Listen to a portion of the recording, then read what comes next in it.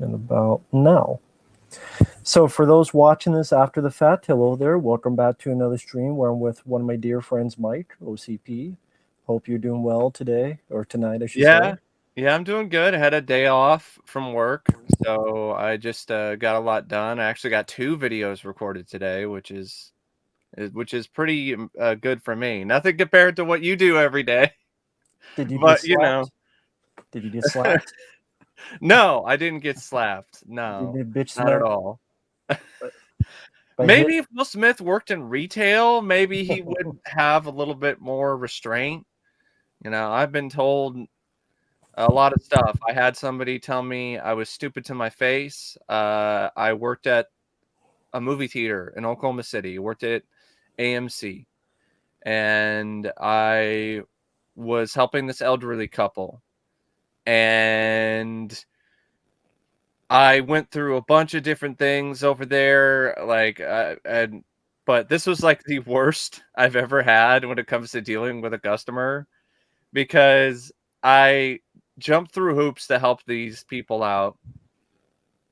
I got them multiple different changes to their order, and they even used a gift card, so I had to get a manager over to do an override and to add more stuff to it. And after all of that, after doing it for like at least a couple times, the husband, he said to me, I kid you not, this is what he said.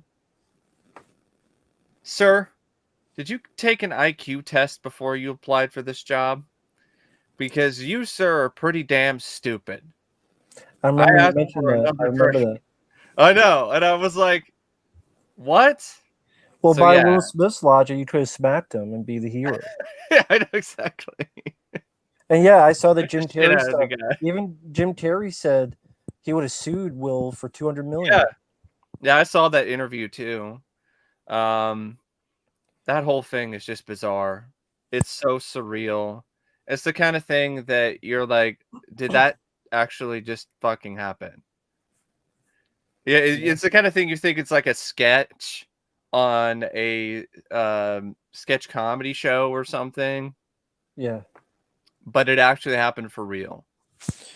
Initially, I thought maybe it could be staged because it was just so incredulous and so incredible and just so insane. But then I saw the uncensored clip, and then I was like, nah, I think this was 100% legitimate. And People who say that are insane. fucking dumbasses. Those people are jerk offs. Just let me go on a tangent. Bear with me. So I apologize. People defending Will Smith, you're wrong. Chris Rock did nothing wrong, in my opinion. I'm not going to speak for Mike. My opinion. Just Mike can speak for himself. He's a smart guy. Chris Rock did nothing wrong. He told a G.I. Jane joke, which is, hell, that's a compliment. That's like being called a Ripley, Ellen Ripley, or Sarah Connor. And her medical condition, it's fucking baldness. I have that medical condition too, I guess. That's why I shave my head. Hey, guess Well, what? I guess it is a little bit. It deals with like there's some kind of stress related thing or something. But well, the stress is that she got too many dicks in her mouth. Fucking evil Lex Luthor looking bitch. Fucking GI Ho. That's her stress condition. I'm sorry, Jada. Maybe you should take August's dick out of your mouth. That was the name of the 19-year-old friend of Will Smith's son that she banged. And then I will talk on the red table, and I'm still Miss Tupac, and he was my first choice, but you were my third choice, Will. This is where you learn this stuff. That really happened. She read a love letter from Tupac. She's like, oh, you know, she talked to Gwyneth Paltrow about, yeah, he can't satisfy me in bed. Will Smith just get the fuck out of this fucking shit. I agree. I think at this point the relationship seems to be pretty toxic, and it'd probably be best for both parties if they Dave split. Chappelle has said 10 times more, funny, but crazier shit. You don't have Will Smith snapping. Yeah. Dave Chappelle. Or I mean, look at how much people hated Andrew Dice Clay. Nobody went up on stage and smacked the shit out of Dice. Probably because he beat their ass. I would love to He see probably Will would try. kick somebody. He would probably fight back.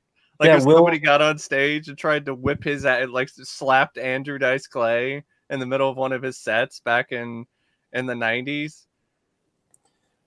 Yeah, let Will try to smack Andrew Dice Clay. Dice would beat the shit out of him. Well, there you go. Yeah, the uncensored version. I know, Mike, you Yeah. saw that. That sort of changed a little bit of opinion, Oh, right? absolutely. The look on Will's face when he's saying, "Keep your wife's name. Keep my wife's name. Keep your wife. Keep my wife's name out of your fucking mouth," was genuinely scary to me. Like it was like legitimate psycho shit. Well, maybe he should keep men's dicks out of her mouth. You know? I'm sorry, I have no respect for Jada. She seems like a queen bitch, an evil fucking Lex Luthor. Chris Rock said, I can't wait for you in the new Superman. G.I. Ho. I'm sorry that you became the fresh prick of Bel Air. Fucking. I mean, it's kind of hard to have respect. Like, Chris Rock is much smaller. He's like 150 Hmm. pounds. It's Yeah. the tamest joke. People are like, oh, he went overboard, Chris Rock. If that is going overboard in today's age, a G.I. Jane joke, then you know comedy. Well, we knew comedy was dead. That's the coffin of dead. That a Yeah. G.I. Yeah. It's Jane. like the nail in the coffin. Yeah. It's just a shame. It really is. It's just an absolute shame and a travesty that this whole thing occurred and everything happened. So yeah, Mel would fuck him up. Yeah. Mike Tyson. You know what's funny? I just saw a recent video. Mike Tyson, a guy put a gun on him. Hmm. Mike Tyson calmed the guy down and didn't even smack him. Wow. That's Mike Wow. Tyson. But Will Smith couldn't Yeah. do that to Chris Rock, whose gun was a G.I. Jane joke. Yeah. Hey, viewer Drew. But, a few other different questions. Here, Jonathan Lindsay, there's a question for Mike. The Total Oh, Recall yeah, I was 4K. gonna mention Total Recall anyway, because I rewatched that today actually in 4K, and the transfer is really good. It's the best the film's ever looked. I don't know if it's my particular audio setup or what, but the first audio track, the first Atmos track was kind of it wasn't bad. It just didn't sound as full as the second audio track. I switched tracks at some point throughout the film, and then the second track was way more full, richer sound. I think that might be the original mix, but just put into Atmos instead of a new track that they created for the release. I don't agree with some of the reviews I've seen where they said like it looks bad. I don't know what they're talking about. It looks really good. And that film is fucking awesome. It's a classic. Right from the very opening credits with Jerry Goldsmith's just iconic, memorable music, just this thumping score. Like it just gets you really primed and ready for quite a special experience. And it's easily one of Arnold's best. Definitely one of the best science fiction action films of the 90s, if not ever. So you at the party with the. Yeah. So Well, many I'm sorry. great lines of dialogue. I can't do that impression. Will Smith will come up and slap me. He go slap himself. Consider that a divorce. um yeah, that film's great. It's, a lot of good practical effects, a lot of crazy violence that Verhoeven was known for, a lot of blood It's a good movie. squibs.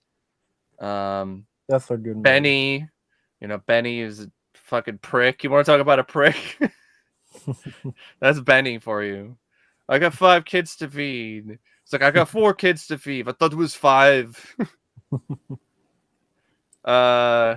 Yeah, that film is just awesome, and they don't make films like that anymore, sadly. No. It sucks. It really does. Now, Man Thing, I don't remember much about it. It seemed That like a was fucking terrible. Yeah, that's why I don't haven't- remember much I about have it. not seen Man-Thing in years, but I remember that being boring and pretty fucking shitty. You Yeah, could tell that it was like a failed kind of sci-fi movie, but apparently it wasn't a sci-fi original movie. It just had the vibe of one. the guy who did Spawn, right? No, it's Brett Leonard. Oh, okay. I don't know why I'm thinking of I someone think it else. was Brett Leonard. I think it was the guy who did Okay. Lawnmower Man. I think he did Man-Thing. I could Wow. be off. I could be way off. Like, my memory could be a little bit hazy because it's been I forever think you since may I've be seen the right. film. I think you're right. The one I don't remember. See, that shows how little I remember. That's one of the. That probably takes the cake as the most obscure and probably the most forgettable Marvel film that I could think of, because nobody really talks about that film that much. I mean, for good For good reason. reason.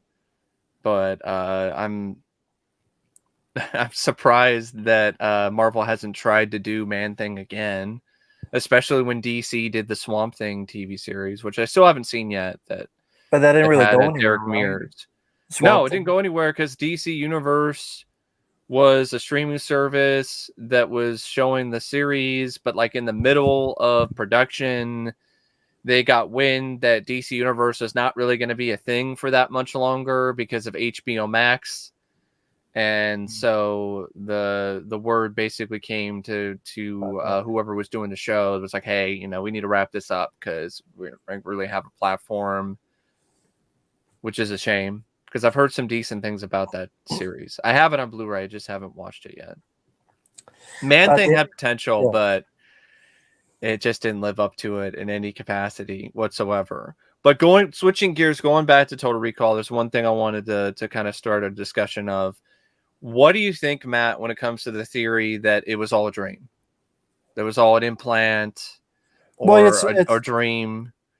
It's meant to give you that idea. I'd never went with it because it would just be Yeah. less satisfying. But I know that was you could have a possibility if you want to think that way. It's just not what I ever chose to. Yeah, I don't really believe in that either. I think the last line at the end of the film is just a gag. It's just a throwaway gag. And I think there's more in the film to suggest that it actually happened than there is to suggest that it was a dream. I think they had like this to set it up to make it ambiguous, to kind of keep people guessing. But I don't really feel that there's a lot there. A lot of it's just coincidence, and I really think that's about it. I know people pointed out on the screen at Recall, like not just the stuff with Melina and how the model that Arnold asked for looks exactly like her. There's some stuff with the Martian, trying to think of what monuments or something like that, and they show it on the screen, and some people are saying one of them is the mine. That very well could be the case, but that really could just be an instance of the production using sketches, using already pre-drawn stuff for that cutaway, because they're not going to create probably pre-drawn, they're not going to draw stuff and have some artist do that for that one scene probably, because it's such a quick scene. And then you have that line of dialogue from the people at Recall where they say, we didn't implant. We did not successfully install the implant. So that just kind of makes me believe the idea that it happened for real. But even if it was a dream, it's a fucking awesome movie. It doesn't really matter. I mean, it's one of those things you can still enjoy it. And it's not one of those bullshit ambiguous endings with like some of these movies where it was all a dream, it was all in a snow globe. Like, it doesn't really have the same effect, because it actually is one of those things where you can see it as both ways. But just to get to some of these folks, John Lindsay, I didn't mind the episode. I thought it was okay. It's not one of my favorites, but it was okay. I haven't seen that one in forever. I think it's the one with the talking doll or whatever. I think. Yeah, the ventriloquist. Yeah. Is that from the third season? I can't remember the episode. Is it the one with? Is it from the season with the weird new animation? I don't think so. Oh, okay, all right. So Because it I must don't be think like with from like season there's like no Robin, 1 no or season Batgirl or 2. anything. No. Okay, all right, Yeah. cool. Um, uh, I'm not interested. If it was the special longer version, I would be interested. I don't mind the director's cut, but I prefer the special longer version, which I have on downloaded. I just watched that. That's the version on I, VHS I grew yeah, up with. That's one I prefer. I'm looking forward to the director's cut getting remastered because that's a version I kind of initially grew up with more. I know I did see the special longer version, but I grew up more with the director's cut because I had the DVD, the 2 disc set.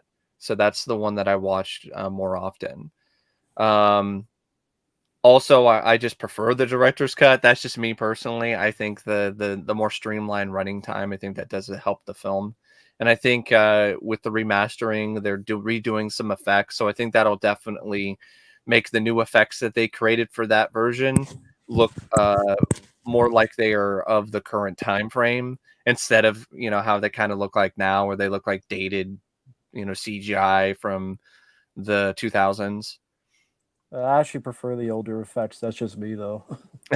uh, And that's they're what. not bad either. I mean, the effects work for the motion picture that ILM did for the time was incredible, and in a lot of ways still is, considering that they were doing a lot of stuff that had never been done before.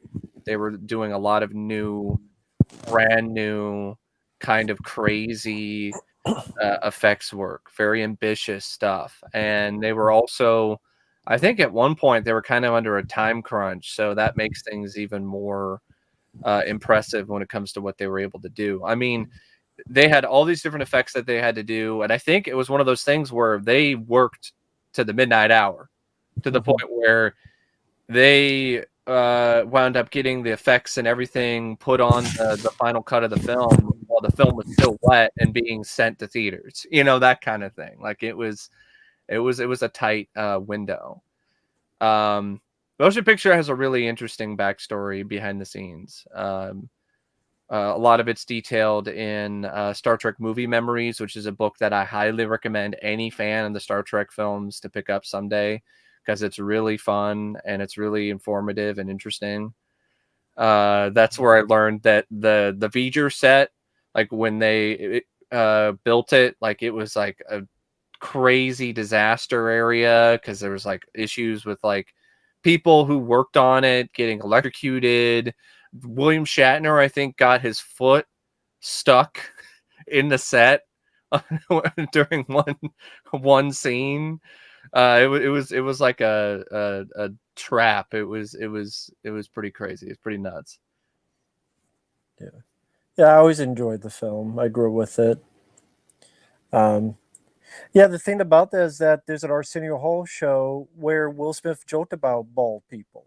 Oh, So it shows he's even more of a hypocrite fuck. well, he probably doesn't remember that, and probably not in that moment. But it's just one of those things where, yeah, he was just simping for his wife. That's really what it comes down to. Yeah. Mercury Man, I've never heard of it. What? Sorry about that. What is what? Never heard I've of it. never heard of that one. What even is it? Like, I'm kind of curious about it. Yeah. Huh.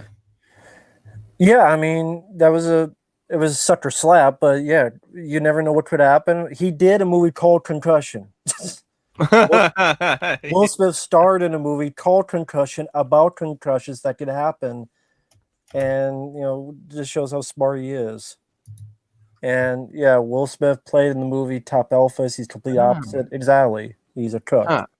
Mercury Man is a Thai superhero martial arts film from 2006. Hmm. It's got martial arts choreography from the guy who worked on Ong Bak and Born to Fight and a few other things.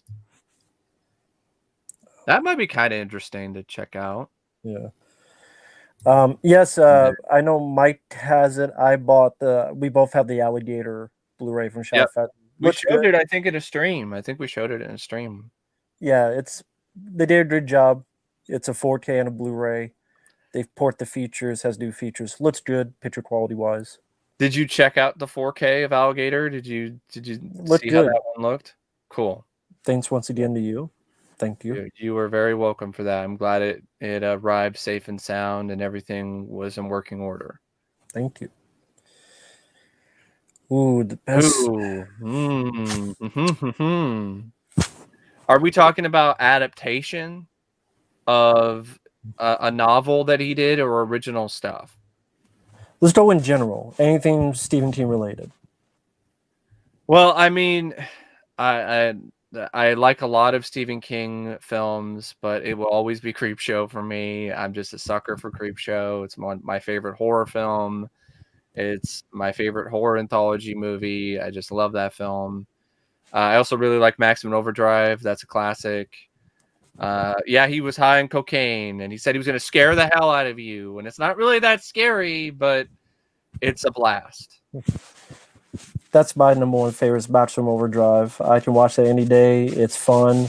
It's what movies used to be. It's Green Goblin semi-trucks. It's bazookas. It's AC/DC music. It's Emilio Estevez blowing shit out of things. It's killer vending machines. Adios, motherfucker. It's killer vending machines. It's killer arcade machines. It's killer steamrollers or whatever that roll over little kids. Killer ATMs. Killer ATM. Which the machine just called me an asshole. Yeah, they kill you with insults. So that's my personal favorite. Close is after that's The Running Man and Graveyard Shift for me. The Running Man is a classic. I love that movie. I'll probably watch that again sometime in the near future because I think I remember doing like a double feature of Total Recall and The Running Man like more than once when I was growing up because it just seemed like those two kind of fit together fairly. Sci-fi Arnold. Yeah. So John Lindsay, has a question for you. I just remember seeing bits and pieces on TV. I don't remember ever watching Duckman. I don't remember watching the full series or a full episode. I just remember flipping through channels late at night and just being like, what the hell is this show? That's what I remember. And that's all I remember about Duckman. I think I was too young to appreciate it. That's for sure.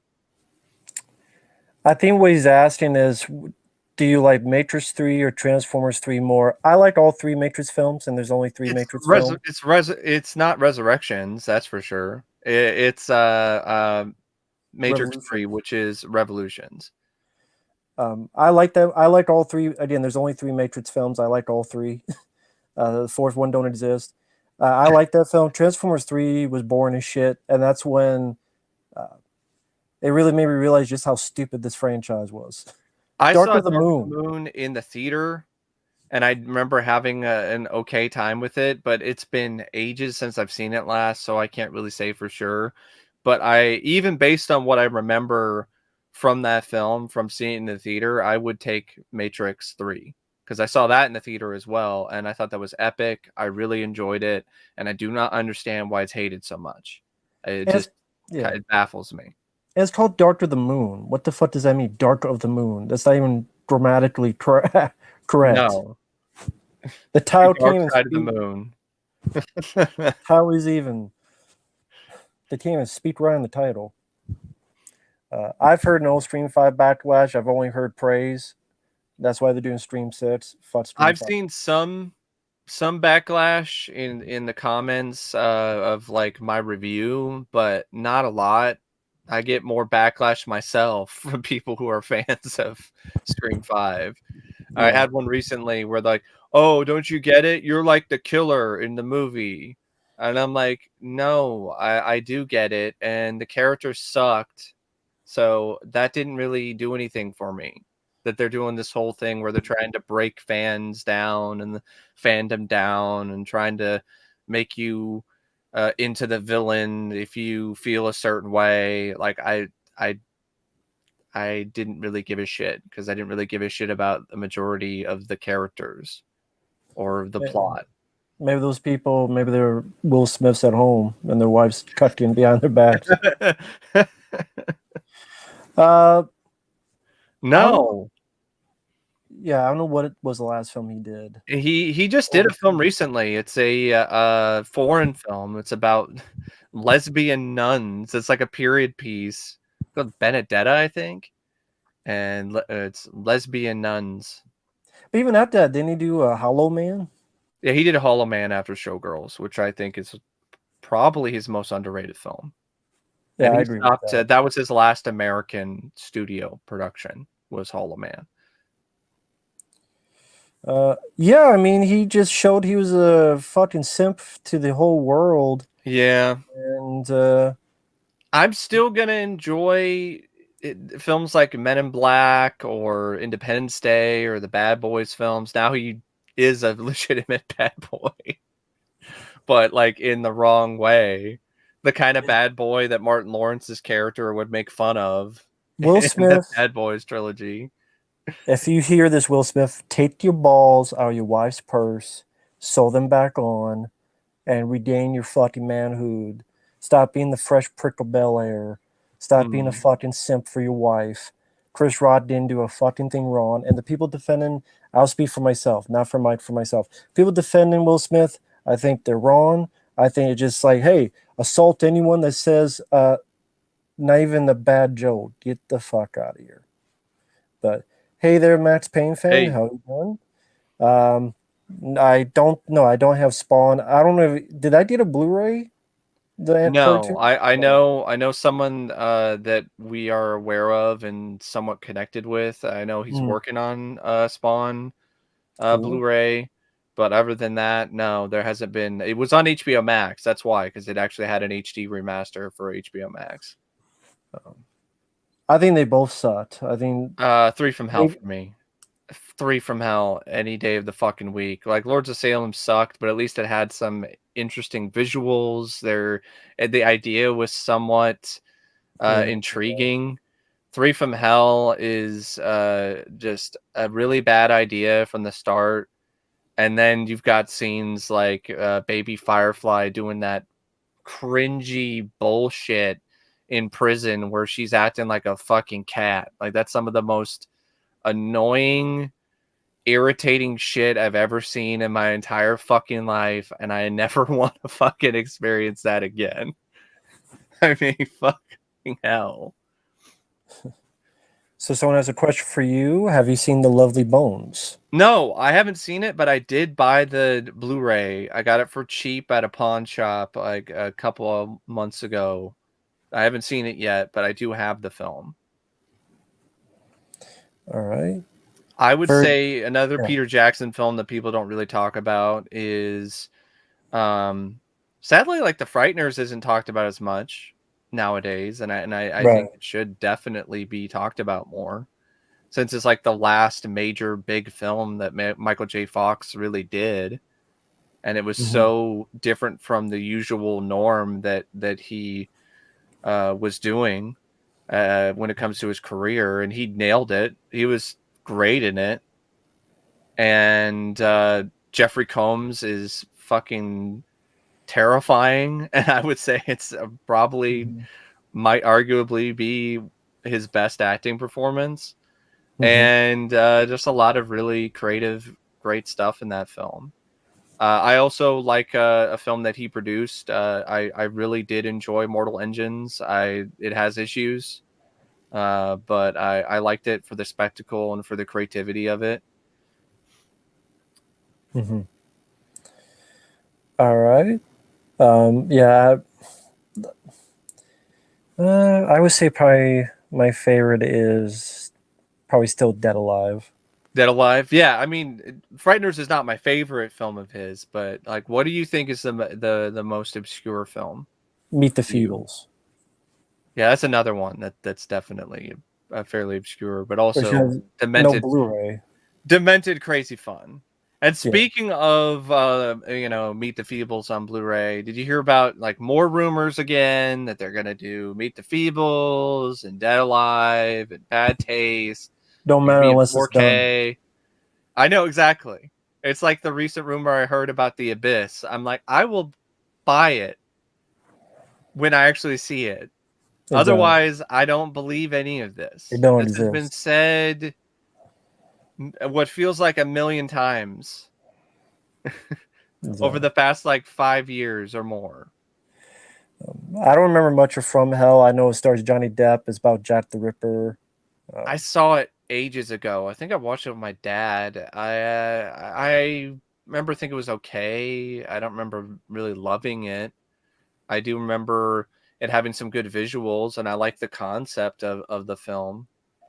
But I don't remember it being like amazing. But it's been decades since I saw it last.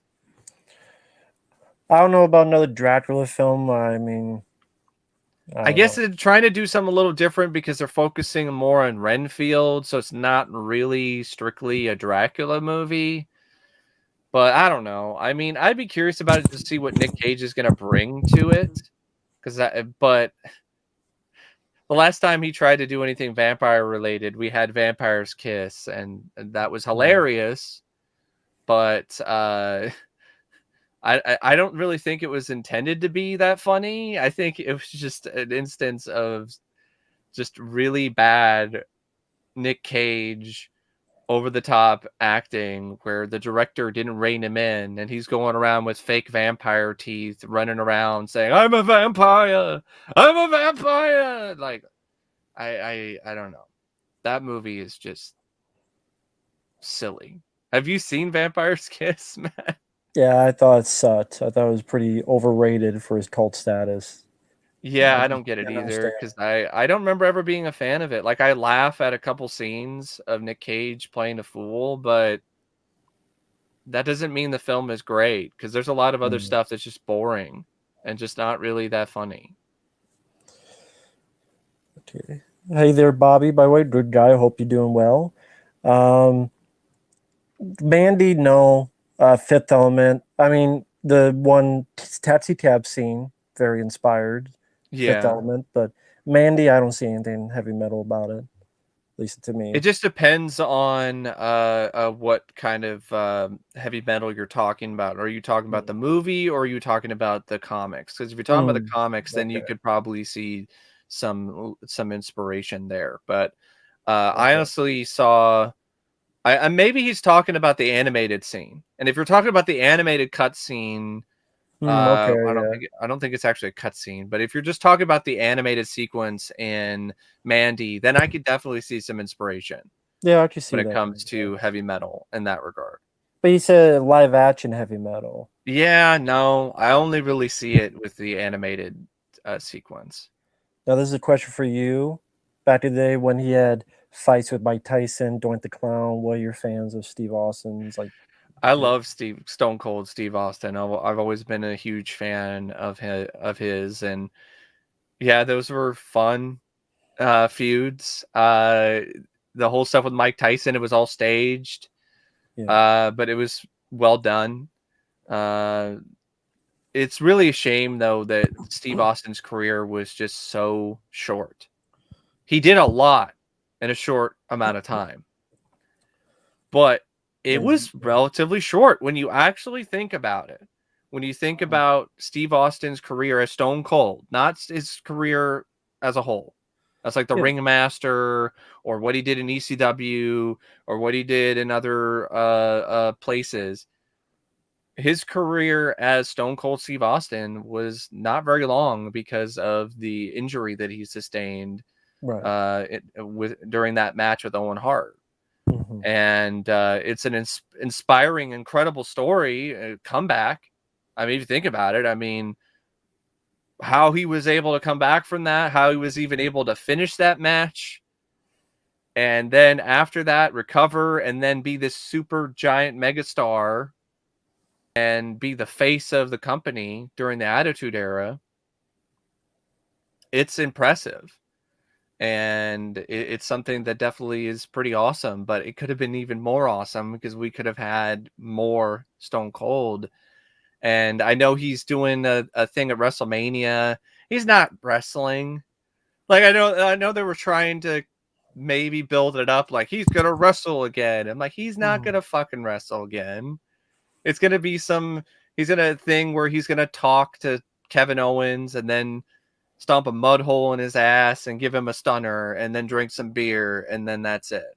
Like he's done in all these other WrestleManias or even SummerSlam. I rewatched SummerSlam 2007, and there was a fun bit where he subs in for Matt Hardy during a drinking contest with MVP, and then gives MVP the stunner. But yeah, that speaking of that SummerSlam, I mean, that had a match at the end, which was Triple H versus Randy Orton, and I just both those guys in a match that just goes on for what feels like fucking. Actually, it wasn't him. That was Triple H and Booker T. Like that was the second match that they had. Like they had one, I think, at WrestleMania where Triple H buried him. Here he buries him again. Clean. Of course. The match in SummerSlam was Cena versus Orton. Fuck Nipple H. Cena versus Orton. You're more of a Nipple H fan than me. Yeah, I don't mind Triple H when he's with DX. Like that's the main, thing. That's the main Triple H that I like. When he's just a solo run guy, I'm very mixed on that, especially during his reign of terror. Few other things. Nate, thank you for the kind words. I appreciate that. Christopher McAllister, very nice guy. I like Jada Smith in A Low Down Dirty Shame and Set It Off. Yeah, she was good in that. Now she's just fucking Lex Luthor. But I like her. Luthor. She's Lexi Luthor. Lexi Luthor. The Ambulance I've not seen. It looked like, though, the whole trailer gave away the movie. So I don't know. We'll see. Maybe it's okay. That looks like a film that seems like something that would be dumped on Netflix or Amazon Prime to me. It doesn't really look like much of a theatrical event kind of movie. Yeah. That's just my first impression of it. If I want the Ambulance, I'm just going to stick with The Ambulance starring Eric Roberts. That's what I'm going to go with. Much better one. I've heard of the movie. I haven't seen with the Foo Fighters, the horror film. I know the drummer just passed away? Yeah, the drummer. He passed away, yeah. But I haven't seen. I know it's a horror comedy, I think. I've heard it's pretty mixed. Yeah, I've heard very mixed things about it. I've heard that it's very tongue-in-cheek, very campy. And that's kind of something that leads to some questionable scenes and just makes it so the horror isn't really that strong or whatever. But I'm okay with a fun, campy horror film. It just depends on how they handle it.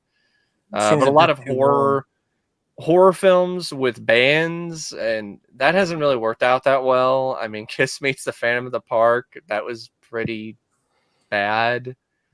So I don't know. Guess this one's for me because I've seen his films. Those are the action TNA flicks. Hard Ticket to Hawaii.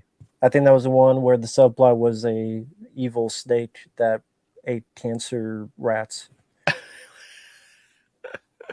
Hard Ticket to Hawaii. I need to sit down and watch these movies sometimes. I know that they're mostly mainly just that one. And guns, and explosions, and bad acting. That's what I've heard. Exactly. Those films are. I have a DVD set that has all of them, but I haven't watched it yet. Thank you, Dave, for the kind words. Thanks. Yes, Total Recall. The original. It definitely does. And the remake licks ass. Sally. Total lens flares in movies. This is for you. What's the best 4K to you? That's tough. I will say, from what I've seen so far, The Shining 4K is a shining example of like the best that format can offer for me. Like that film has never looked better, and it's always been like a very visual film, and the 4K just absolutely it blows you away. I would like to get 2001. It's been on my wish list forever, but like the price has always not been right for me. So I've kind of just been waiting on getting that. I would like to get it. I haven't seen the 2001 4K. I'm pretty sure it's probably pretty awesome. Mortal Engines is a very underrated transfer, even if you're not a big fan of the film. Like it has some really great visuals in it, and the 4K transfer is really good. Predator looked pretty solid. I would say it's definitely the best the film's ever looked. A huge, magnificent, enormous upgrade over the Ultimate Hunter edition. I'm just laughing at what Blast Radius said there. Yeah. Yeah, there's just a lot of, really solid 4Ks out there. I would recommend just checking out reviews online. And if it's a film that you really like, I'd recommend just checking out that. I would say there are some to avoid. For one, avoid Terminator 2. That is awful. It's a shitty transfer to begin with, and it looks even worse in 4K because everything's all waxy and it's just bad. The Pirates of the Caribbean, a 4K that Disney did, is not very good either. That one's very below average. The Blu-ray actually is a little bit better, which is sad. But I would say, for the most part, just stick with what interests you when it comes to the format. Exactly. And it's Blast Radius. Yeah, I don't understand that whole bit. I just thought it was just silly. It reminded me of that scene in Batman versus Superman with Lex Luthor talking about the walls knocking or whatever the hell he was talking about, the bells ringing or some shit. I don't, because Darkseid was coming. Now, do you like John Wick or Neo better? I would say John Wick, but that's more because that's more in tone of the action 80s heroes that I grew up with. Yeah. Although I do like Neo. That's kind of tough because I grew up with The Matrix. That was a big fan favorite of mine as a kid. The first Matrix film. Plus, Matrix 4 was really shitty. Yeah. Yeah, I haven't seen it yet, but I'm pretty sure it is shitty. From what I've seen in the trailers, from what I've heard, it sounds pretty awful. And sounds like it does tarnish a lot of things, which is really too bad. Really too bad to hear. You don't really have that with John Wick, so I guess I would probably go with John Wick 2 because of the fact that you don't really have something like Matrix Resurrections staining the legacy of the character. Exactly. Those shout outs, great. Thank you for the kind words. I appreciate it. Hello there, Ty. Batman the Brave and the Bold. I'm trying to remember which one that is. That's the one that is... Is that more comedic? Very comedic, very campy, more in line with the 60s TV show. Okay. You know what? That one, I thought I was not going to like it at first. But the more I watched it, the more it was endearing. And it has probably one of the most endearing finales I've ever seen in a cartoon. For those who haven't seen it, spoilers, because it's pretty much like they're breaking down the set and they're saying goodbye to the viewer. And like, it's almost like they know they're going to go away or disappear or something. I mean, it was, it was very unique. And it's kind of sweet. And it was, I don't know if anyone in the chat knows what I'm talking about, but that was very interesting, to say the least. I haven't seen that series yet. I've heard of it. I just haven't really got around to watching it yet. But it sounds like it could be a fun show. I mean, I like the 60s Batman show for what it is. So, that's not something that I think is too far-fetched or too out there for me when it comes to a animated show, especially a Batman series. Okay, what did you think of the Batman? Because I'm not a fan of the Batman. Like I know some people really like that one. Like that was the style that was used in Batman versus Dracula. Because didn't you see that? I thought you saw that. I like Batman versus Dracula, but I didn't see the Batman. Yeah, I wasn't really. I guess it's just the style and then some of the writing and just I will say it's better than the other Batman show that pretty much everyone's already forgotten about. That was all CG. Does anyone remember that? I don't even remember what the fucking name of the show was. That's how much of an impression it left on me, because it was a completely CGI animated Batman series I think it came out either after the Batman or after Brave and the Bold or around the same. I don't remember exactly the time frame, but yeah, I remember that being pretty bad from what I've seen. And it didn't last very long, so I must not have been alone on that. Yeah, must be. For me, when it comes to Batman animated, it's the Batman animated series all the way. Batman TAS. Very cool. Except for, you know, the third season is not as good. Yeah, I agree. I don't know why they don't just have all the cuts on a release. I mean, I get that there's That's room. so annoying. But especially with films that are like really popular, like Dumb and Dumber. Why do we still have the fucking director's cut? Why is that the only version? You can only get the theatrical version on DVD.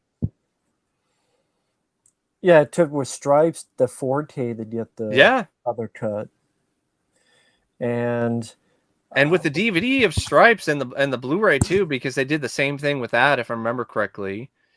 It's very distracting because if you watch the theatrical version, it just has these moments where the film will kind of stop, like it's cut abruptly because they cut out the scenes that were used for the extended version. There was another one that Friday, like the movie Friday, they only have the extended cut. They don't have the theatrical. That's why I had to get the DVD. Fucking New Line Cinema. Isn't that a New Line film too? Yeah. I Hate Facebook. Mike has a review of the new Batman on his channel. He did a review of it. It's about 30 to 40 minutes. About 40 minutes. Pretty extensive. Yeah, I really liked it. It was a good one. I actually think it was longer than that. It wasn't over 50. I think it was almost an hour, if I remember correctly. I thought it was like in the 50-minute mark with that one. Yeah, we the Nirvana songs. Oh yeah, Something in the Way. Great song choice. Worked really well in that movie. This is for you. I wouldn't say they actually made a comeback. I wish they did. Dark Crystal, you know, that was a one-off, and it didn't even get a second season, and it seems like it's been pretty much forgotten about already, sadly. And I'm trying to remember what is AOR stand like Age of Resistance. Age of Resistance? That's part of Dark Crystal. That was the full Dark Crystal. Oh, okay, Dark Crystal AOR. Okay. That was the Netflix I don't think they made a comeback. I wish they did. No. I see a lot of films that just have more and more CGI, more and more this, and more that, and green screen. Watching a film like Total Recall just makes you pine for those days because Roboteen's makeup effects in that are just absolutely phenomenal. Exactly. Fuck Lex Luthor, by the way, Jada Pinkett. Fuck the bitch. I'll keep saying that throughout this whole stream. Because, like, how many films, like, have we seen that have, like, I mean, Antlers had a practical monster and had a lot of practical effects, but that film didn't do very well. No. How many big studio, blockbuster, really successful films lately have had a lot of practical effects? The new Star Wars films. Yeah, I guess. But there was also a lot of CGI in those but too. Like I'm not like the Aliens. Like there was a lot, but it didn't matter because those films sucked. I mean, the Total Recall remake had a lot of practical sets and stuff like that, and it still sucked. That didn't really mean anything. Will Smith probably would have gone the past because it's Will Smith. If it was like fucking Clint Eastwood or John Travolta or someone, if it was Al Baldwin, someone would have been shot. But he was shot Chris Rock. So, oh man! But I mean, you never know. Weirder things have happened and will happen. Which would you rather watch, Leave Restoring Your Gentleman or Van Helsing? Leave Restoring Your Gentleman because I like Sean Connery, and I don't think the film is as bad as people make it out to be. It's not great, but it could be better. But I'll go with Van Helsing, even though that Dracula is so lame. I like Hugh Jackman as Van Helsing and Mhm. Kate Beckinsale's character more than anyone in LXG. Other than I like Sean Connery a lot, but everyone else just sucks so much. I don't really, or it's just so forgettable and generic and bland. And I saw that film in the theater, and I read the comics and I read the novelization prior to it, and I was really hyped, and it did not live up to the hype in any capacity. But I would like to revisit the film uh, uh, in the near future, because it's been so long since I saw it. Maybe it'd be one of those films that I watch again and I'm like, oh, it's not as bad as I thought it initially was, or as I remember it being, because I was still like, I think it was like a teenager or something when I saw that in the theater. But yeah, a few first off, Eric, hello there. Yes, again, give Will back his balls from your purse so he can sew them back on and live his life. And I think, sadly, one of the main reasons why he's probably not breaking up with her and not doing the divorce thing is the whole prenup thing, the whole money. Yeah, money. But Yeah, also, he's in money, love with money, her. money, money, money. Even though she Yeah. doesn't love him, he's in love with her. He's Yeah, in love that with too. her, even though she don't give a fuck about him. She wants Tupac. Probably imagines Tupac when I he's mean, who the hell Tupacing would have her. thought that it would be Will Smith who would be in the headlines for slapping somebody and not Kanye West? Kanye being like known as this crazy guy He didn't even that slap had someone just when he didn't even slap that girl when he went up on the stage. no. Will Smith. So in a way, Will Smith did it worse. Absolutely. People saying for the Stephen King stuff. One person says The Shining, good one. Yeah, that's a Pet good one. Cemetery. Yeah, the original Pet Cemetery. That's a Shawshank classic. Redemption, great movie. Shawshank. Master Overdrive, it is badass. I really like Christine as well. Not just because I star in it. Oh, cool. You were in Scotland and you're in Canada. Oh. I'm glad you're doing well. Wishing the best. We met, we first talked on the Fight Runner podcast. Yeah. Remember that? Yeah. That was because you were talking about I Want to Believe, and that's where I came up with the whole X-Files. I want to believe that this movie is good. That was around 2008. Was it 7? Maybe 7. 7 or or 8. 8. Yeah. It was a been while. long time ago. And I think that Fight Runner I don't know what happened to that guy. I don't know. He had all these issues with audio. And then I remember talking about Creep Show. You talked about X-Files, and I talked about Creep Show. And that's how you found out about Howard the Duck was on coming to Blu-ray. Yeah. Yeah. Like, what?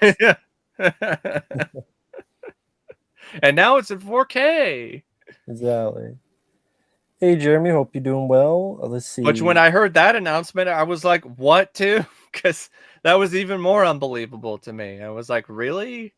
Howard the Duck in 4K? I'll get it. But, like, of all the titles, like, really? Why would you want a sequel to Green Inferno? That's the better question. It doesn't deserve a sequel. That'd be like getting a Cannibal Holocaust 2 after all these years. I don't want it. No, thank you. And I like Cannibal Holocaust. I don't love it. Or maybe I appreciate Cannibal Holocaust is a better way to put it. Okay. Question for you: that movie, Everything Everywhere All at Once. I think that's the Michelle. I'll probably see it when it's streaming, because I really did like the trailer. It looked very creative, very interesting. Michelle Yeoh. You also have Jonathan K. Kwan. He's in it. I've heard of Tiger King. I still have yet to see it. I saw it, and I did a multi-part podcast about Tiger King. Now, where can they find the podcast? The podcast is Uncovering Unexplained Mysteries. It's on Spotify and pretty much anywhere else. iTunes. You just look up the name. Should be able to find it. I did it. I did one on Tiger King.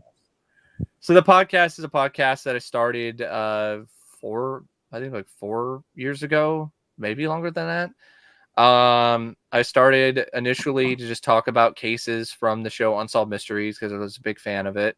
I contacted another fan of the show, named Josh Cannon, who has his own YouTube channel. It's called Dancing with Ghosts. And I contacted him because he did an Unsolved Mysteries video about the show. And I didn't want to do the podcast by myself because I just didn't think, there was enough there. And I just went out on a limb and I was like, hey, you like Unsolved Mysteries. I like Unsolved Mysteries. Do you want to maybe do a podcast? And then we got on Skype. We chatted. We had a pretty instant kind of rapport with one another. And then we started the podcast, and the rest is history. And then we actually got involved with the legal sort of thing with John and Terry Moyer, John Cosgrove and Terry Moyer, actually, producers of Unsolved Mysteries, because it was originally called Uncovering Unsolved Mysteries. But they were like, no, you can't use Unsolved Mysteries. So we had to change it to Unexplained Mysteries. And that actually was a blessing in disguise because it opened up a door for us to cover stuff like Tiger King. Because we cover all kinds of stuff. We cover stuff that's not even Unsolved Mysteries related now. And if you want to hear more from me, I guess check it out, because there's a lot of episodes that we've done. Like a ton. Like hundreds of episodes. Hope it's going well from Norway. Let's see. Yeah, the Transformers films, they should have ended a long fucking time ago. Well, I guess they did kind of end for a while. The last one I saw was Dark of the Moon. I haven't seen any other Transformers films since, so I can't really say much. Rise of the Beasts. Yeah. I think that's a Beast Wars Transformers movie. I think that's what that is, Eric. Right. I grew up with Beast Wars, the CGI show. I grew up with that more than the original Transformers animated series, but even I'm not really that excited about it. And I grew up with Beast Wars. Well, the worst villain is Blade Trinity's Dracula. Yes, hands down. Easily. He was a pansy Dracula. One of the worst Draculas since Van Helsing. Nipple H was pretty fucking awful in that too. And his vampire dog, Pomeranian. Best villain, actor Roy Stephen Dorff. Yeah. Although I do like the creatures in Blade 2. I think the best overall villain, though, is the one in Blade 2. Like, the best actor, the best human, villain, Stephen Dorff, but the best, like, foe. Oh, yeah. Me. What was his name? It's been a while since I saw it last. Novak.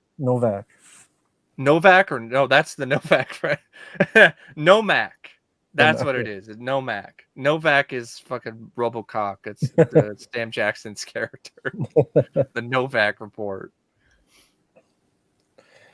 Let's see. Yeah, I mean, like I said, Uncle Phil would not approve. No, he would not have. He wouldn't approve Will Smith being a cuck. I don't really know Scottish films. British films, I mean, maybe like The Legend of Hell House or something, but I'm not the most familiar with Scottish films. Necessitates a Scottish film. Yeah, I know. I am not super familiar with Scottish films or Scottish filmmakers. I don't know if Neil Marshall is a Scottish filmmaker. I don't know if he is. He might just be a British filmmaker. Or Dog Soldier's going to be on the list for me. But I don't know if he is a Scottish filmmaker or not. Right. British filmmaker, British films. I like a lot of the Amicus horror anthology films, like Asylum or Tales from the Crypt or Vault of Horror. Which and of course, Peter Jackson's movies. You could say, but that's more New Zealand. New Zealand, yeah. So that's a different thing. I've seen both. The original is one of my personal all-time favorites. The remake is absolute dog shit. But the original Jacob's Ladder, I love. I haven't seen the remake, but I have seen the original. And it's a film that I think I remember checking out, I think based on your recommendation or like the praise that you were giving it. And I would always been kind of curious about it because I remember reading something about it in a Starlog magazine. And I was like, this sounds interesting. And then I saw it in VHS years ago. And I was like, this is a really trippy, compelling, really well done film. And I'm a big fan of it too. And I really don't understand why it has not gotten a new Blu-ray, a remaster with new features. Like, it just seems like a no-brainer for Arrow Video or Screen Factory or some major studio to do a new special edition, one that doesn't have shitty cover art. I hate the cover art that they use for Jacob's Ladder. Excellent performance by Tim Robbins. Great supporting cast. Wonderful, creepy visuals. Danny Aiello was great in his bit role. Just did the absolute best that he possibly could with the little bit that he had. And it's an example. Go ahead. Yeah, go ahead. I was saying it's a big inspiration for Silent Hill, the video game, which I played a lot of, and I can see it. Which is funny. I got it. It's right here. Also, I apologize in advance for any interruptions. One of the side effects of these allergy meds that I take is that it makes me like wired and like all the time. So no my apologies. I know some people have mentioned that before, about talking over Matt and whatever. It's like No, you're fine. I don't mean to be a steamroller. You're fine. Momo, hello there. I still remember that video game. Weird one. In the avatar there. But yeah, Jacob's Ladder, it's one of those films that has an ending, which is, I guess, definitely what would be considered a potentially depressing twist, but I think it actually works, unlike some of these other films that try to do something like that. I don't think those work nearly as well. I didn't mean to be like alone. I don't know. I guess we lost Matt there for a second. Will Smith kicked me off. No, I was scrolling and I hit the wrong button. But Will Smith, it's like I'm Will Smith. I talk to God like Will Smith, and Will Smith told me to do that. So he was bad. You should be like you should be like Dolph Lundgren then in The Punisher, if you talk to God. Will Smith was bad. I kept calling Jada evil, even more evil Lex Luthor, fucking Fresh Prince of Bel-Air, Fresh Prick of Bel-Air. So I'm sorry, G.I. Ho. I'm sorry. Don't come and slap me. You slap me right off this fucking StreamYard. I think it kind of reminds me. It reminds me of like a moment. I think I was recording. I think it was like a review of Total Recall, like an old video, and I got a phone call. I think I might have kept it in the video. And I remember people being like, they're calling for you to get your ass to Mars. Get your ass to Mars. But I forgot where I was at. Sorry. We were just talking about Jacob's Ladder. Okay. And I was talking about how the ending of the film is a fairly depressing twist, but it actually fits the film, unlike some of these other movies that try to do something like that, because it actually feels like it's earned. Mm-hmm. And there's also certain somber poignancy to it as well. Favorite and least favorite Michael Keaton movies. My favorite actors. Batman. Clean and Sober is my favorite acting performance. He deserved an Oscar nomination. He deserved the Oscar for that. It's hands down one of his best acting roles. Highly recommend that film. Cannot recommend it enough. That doesn't have a Blu-ray either, and I think the DVD is only in full screen. So, the fuck? Like, really? Beetlejuice is up there. Yeah, Beetlejuice is way up there for me. Of course, Batman. Desperate Measures is not a great movie, but it has a great Michael Keaton performance in it as Henry McCabe, or Peter McCabe. I think it's Peter McCabe. I love his performance in Pacific Heights. Yeah. Least favorite, RoboCop remake. Yeah, RoboCop is a pretty bad Michael Keaton performance, because it just seems like he's trying to inject a lot of energy, but it just doesn't fit for the tone, and he doesn't really have much to work with either. But yeah, Keaton's just an amazing, great actor. He was really good in Spotlight. I know Matt isn't a big fan of Birdman, but I liked it, and I thought Keaton was fantastic in it. It's been nice to see Keaton have a bit of a career renaissance as of late. Like that's been really nice to see. So what would be your least favorite? RoboCop? Yeah, it's pretty bad. It's a pretty bad performance.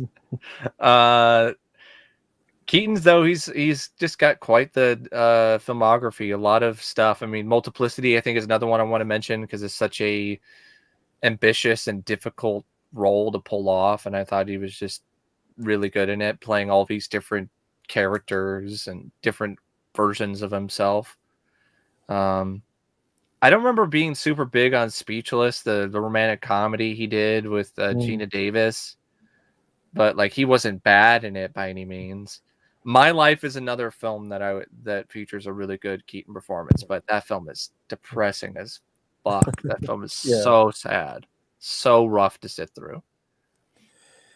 My favorite DC animated film would be The Dark Knight Returns with Peter Weller's Batman, both parts 1 and 2. Yeah, I would probably say that would be. I think we might have been asked this question before. I think that would definitely be up there for me, as well as like Batman Beyond: Return of the Joker or Batman Mask of the Phantasm. Pretty much, mostly Batman films. You know, for favorite DC animated films for me. A guy got mad at me because I liked the Batman. I know. I remember seeing that. Like, I'm gonna unsubscribe, unsubbed. You like this? Okay, I'm gonna lose a lot of sleep over it. It's funny. People get mad at me when I don't like a film. That's like one of the few people get mad at me when I do like a film. It's like, well, that's why you have to be honest. You can't fucking win, because if I like a film, people get pissed. If I don't like a film, people get pissed. So it don't fucking matter. Yeah, no. I like it just like where the fuck I want. Just people don't be pissed anyway. Yeah, just be honest, you know. Have you had someone mad at you for liking a film? Oh, I have, for sure. Definitely. Multiple times. I had one guy who accused me for being a Hollywood mark just because I liked the Batman. Was it the same guy? No, it was a different guy. Like, this guy like wrote some nonsense about how I was inauthentic and how people who like the movie on YouTube are just shills and whatever, or are not being honest. And I'm like, dude, I'm being completely 100% honest here. Like, this is not anything involving any kind of shilling. Makes me like the film more just to piss him off. Yeah. But I sincerely like the film. If I was a shill, I would fucking blow Spider-Man No Way Home and fucking most of these other fucking movies. Yeah, I don't get it. I recently had somebody leave a comment on my review of Zack Snyder's Justice League, and they were bragging about the film winning like cheer-worthy moment at the Oscars. I'm like, that's an award that didn't exist as far as I know until this year, and it's just the equivalent of like a fan choice award, like from Nickelodeon. And you're gonna brag about that? And he was like, "This video aged poorly." Wasn't that for all time? Oh, like, was it all time? I thought it said that, like the most cheer-worthy moment of all time. I don't know. I'm even like, really? Even if it was all time, that just is a bullshit award, like with no weight to it whatsoever. Might as well brag about the film winning a Kids' Choice Award. Oh my God, it won the Kids' Choice Award. Stop saying bad things about it because it's a masterpiece. Yeah, masterpiece of shit. Fuck Zack Snyder's Justice League. There you go. I should be. If Zack Snyder he swept the fan awards. Well, good for the him. Oscars, because he got the cheerworthy moment, and there was another Oscar that I think Army of the Dead won. Oh, because Army of the Dead was such a good fucking movie. Yeah. The fan award or whatever.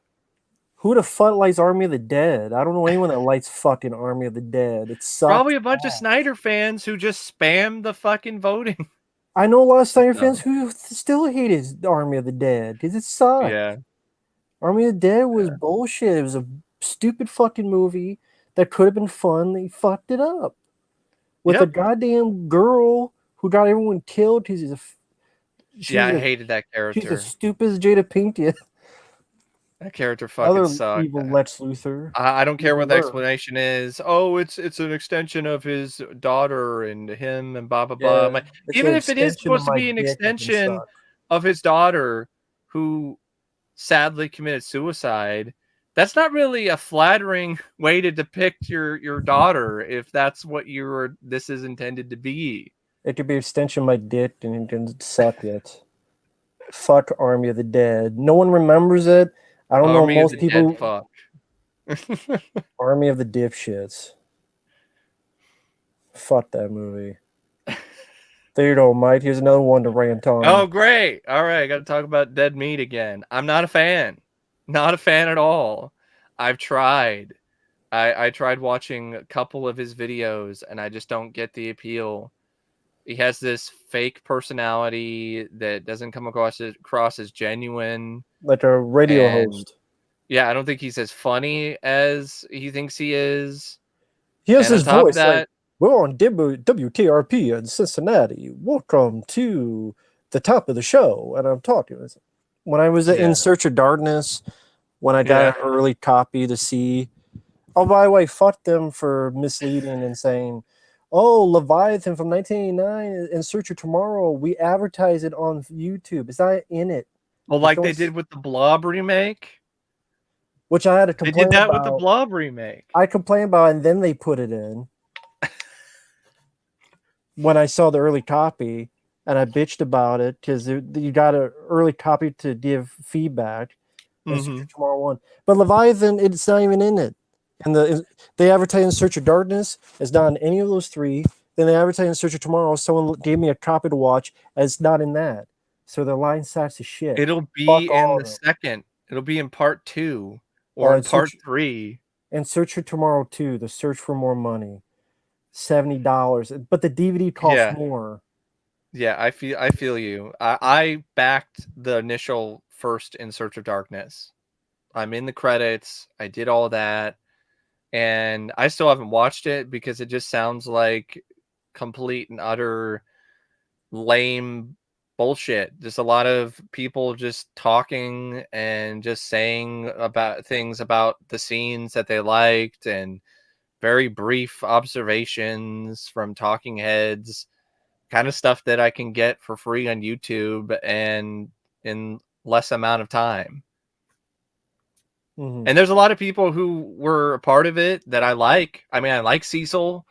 I like his content. Good bad flicks. He's a nice guy. He's a good guy.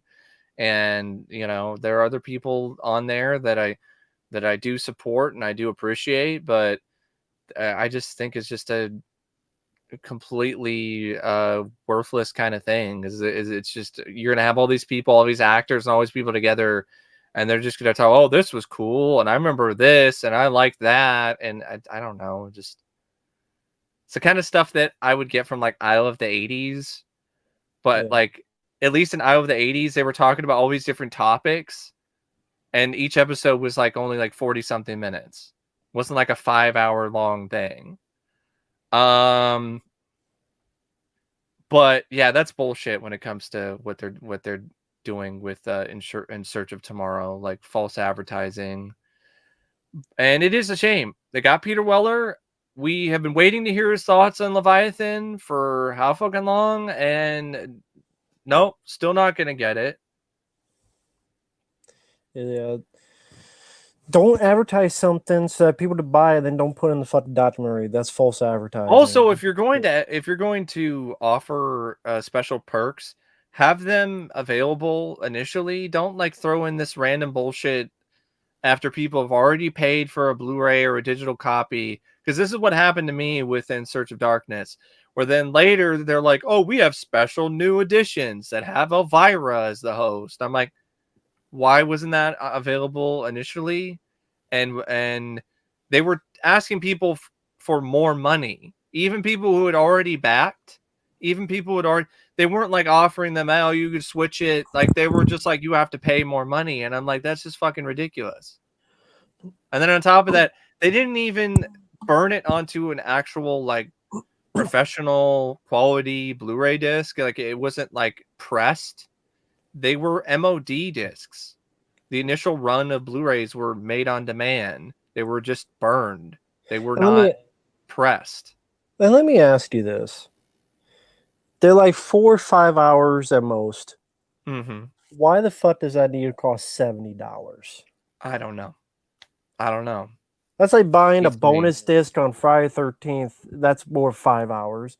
That's like paying $70 for that. Yeah, I didn't pay $70 for Crystal Lake Memories. That's longer, I think, or the same. A lot of people are asking about Morbius, the new vampire film. I have no interest. I will see it because a good friend of mine paid me to see it. But that's all I got to say about Morbius. I think I mentioned it in one other stream. It looks like it could be okay or it could be a train wreck. I don't think there's an in between. I don't think it's going to be really good. And I think at best it's just going to be eh. Hey, Liam. But Yeah. I'll find out. I will find out for myself. I'm just hoping it's not as bad as Venom. I did not like that. No, I didn't like the sequel either. I said it's my second favorite after the '89 Batman, and I still maintain that for me. I would rank it third after Returns and the '89 film for me. Because I'm not as big on the actor who played the Riddler as Matt is, Paul Dano. Okay, that's fine. Thank you, Austin Wilcott. Thank you. The Fly from the '50s. I haven't seen forever. I much prefer the remake. I remember it just being okay. I remember not being a super big fan of it. I thought David Hedison was pretty weak. You have Vincent Price in the film, but he's very restrained. I'm like, why do you have Vincent Price in a movie like this and you're just having him play it straight for the majority of the film? Just seemed like a huge missed opportunity and a waste of his talents. Some good effects for the time, but hands down, give me the 1986 remake by David Cronenberg over the original. Like it's not even a fair fight to me. It's a total beatdown when you compare the two. But that's just how I feel about it. I haven't seen the new Dune. I'm not really interested in No, it. I haven't seen it yet. I have a feeling that it'll be visually impressive, but I have a feeling that it's not going to be as impressive when it comes to the characters or the storytelling. But I'm hoping that I'm wrong because I'm a big fan of David Lynch's Dune. But I'm seeing it as closer to what the Sci-Fi Channel miniseries was, and I don't remember being super big on that. But now I have all the Dune movies, so I might check them out in the near future. In fact, I probably will because I do want to check out Lynch's Dune again. I want to see the new one and want to revisit the Sci-Fi Channel series and check out Children of Dune because I've never actually seen it before. That has James McAvoy in an early role. All right. And also the documentary Jodorowsky's Dune about the Dune film that never got made. What do you think about Wild at Heart? There's a question. Nothing, because I haven't seen the film, so I can't say anything about Wild at Heart. To answer this question, I have reviewed Rescue Dawn. There's a review Rescue Dawn on my channel. Feel free to check it out. I think I saw that film ages ago with my aunt. I don't remember anything, though. I remember it being watchable, at least. Oh, Chris Stuckman. Okay. The guy who didn't he get $1 million to make a movie? Yeah, and he's Kickstarter. Yeah, he got $1 million to make a movie. He did a ripoff of Drive, which is terrible. And does not give me much faith when it comes to his filmmaking talents. My thing with Chris Stuckman is this. Whether you want to believe Fury the film fan or not, it just seems like there's a lot of stuff involving like his rise to YouTube celebrity that seemed very questionable. Because there's this guy named Fury the Film Fan. He was on YouTube initially prior to Chris Stuckman making it big as a reviewer. And he has a blog that I think is still up, and he talks about his time with Chris because they were somewhat acquaintances or they were friends at one point.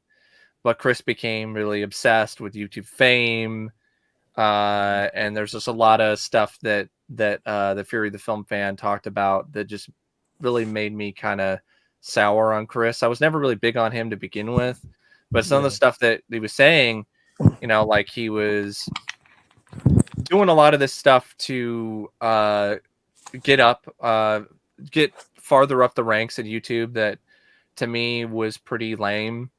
You know, like just kissing ass and hanging around with all these other YouTubers and doing all this. And it seemed like a lot of it was kind of artificial initially. Like it was a lot of he's around the right people, you know, all this kind of stuff. And it also seemed like he seemed like he was kind of a dick. Just kind of his personality. He was very distant. It seemed like he was focusing more on what Blu-rays that he was going to get or so on than a lot of other stuff. But then again, it could just be a bitter guy just saying, you know, shit and talking shit. But I just never really been a big fan of Chris Stuckman. Me neither. I just don't really think he's as engaging of a YouTuber or a reviewer. Especially when he tries to do his hilarosity reviews. Like those are just pure cringe for me. Just cannot stand those. Or he's trying to do riffing on bad movies. Chris Tubman ain't worth piss to me. He's not. I mean, I could sugarcoat it. I never understood the appeal. I think he fucking sucks. I think he sucks as reviewing. I think he sucks as videos. I think he fucking sucks. I think he'll be a shitty director because he sucks. So I don't give a fuck about Chris Tubman. Might as well call Chris Suckman. So suck on my mouth. Fuck Chris Stuckman. And you know what? I'm tired in this day and age of being, oh, I better be PC. Fuck PC. Fuck all that. Fuck Chris Stuckman. He can suck these. You're never gonna do a collaboration. Neither of us are ever gonna collaborate with this guy. He doesn't even know we exist. He doesn't even know we exist anyway. Fuck what I want to. So I have to fall asleep while listening to him. Fuck Chris Stuckman. Favorite kiss song?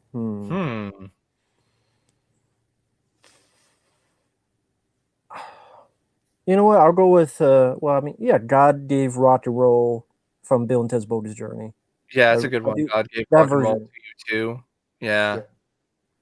I like Heaven's on Fire. The whole I Was Made for Loving You, that's a good one. Detroit Rock City. But yeah, God Gave Rock and Roll to You too is a good pick. Here's hoping Top Gun 2 is good. I hope, but I don't know. This whole stuff with Goose's son, and I don't.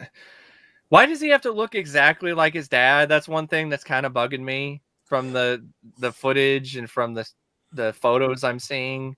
Like he's got the same haircut and the mustache. Like we get it, he's Goose's son, but why do you have to make him look like a carbon copy of Anthony Edwards? Like nostalgia. You know, I hope Top Gun 2 is not just nostalgia. Please be more than just that. We'll see. I hope I don't hear something where it's like, I feel the need for speed again. Like that would be really, really cringe. Oh, it'll be in there. Don't have the scene where they're doing singing or whatever. They're singing, you've lost that love and feeling. Like, please don't just recycle shit. Yeah, I've wondered why Tales from the Crypt isn't on HBO Max. I thought it was. I thought I read something that it would be, but then I guess it didn't. I'm wondering why other HBO original shows aren't on HBO Max. Like, why isn't Perversions of Science streaming? I know the show was a failure. I know the show didn't do well. But this is the day and age where streaming is actually pretty successful. And even when it comes to these obscure shows, like you would get people to watch that. I guarantee it. I guarantee people would watch it. And it's not available officially on home video. It was never released on DVD except for like I think like a Pioneer DVD in Japan, which is incredibly hard to find and expensive as hell. Like I remember seeing something like there was a listing, it was on Amazon Spain or something, and it was during the pandemic, and I thought about ordering it, but then I'm like, it's the fucking pandemic. Like there's no guarantee that this is even going to get here all the way from fucking Spain. So I was like, fuck that. No, I'm not going to spend that much. It was like $90 or $100 or some shit. It was insane. But yeah, I don't know why it's not on HBO Max. Speaking of Crypt, I would love to see it get remastered, but that would probably take a lot of work because it was one of those things that was on video and you have to do extra remastering. And I think there are film, but I don't know where they are. I don't know if HBO has them in their archives. It's just one of those things where it's pretty unlikely that we'll get a remaster of that show. I don't know why we haven't had another HBO Tales from the Crypt series. I know that there was going to be a new show on TNT that M. Night Shyamalan Ding Dong was producing that was supposed to be in the line of American Horror Story, where it's just like one story for an entire season. But that never got off the ground, and I'm really glad that didn't happen because that would have sucked. I don't know why I didn't do like Vault Horror, like the series, or just bring back Tales from the Crypt and call it Terror from the Crypt, or just call it Tales from the Crypt again and have a new series with John Cassier voicing the Crypt Keeper. Horror is like super hot right now.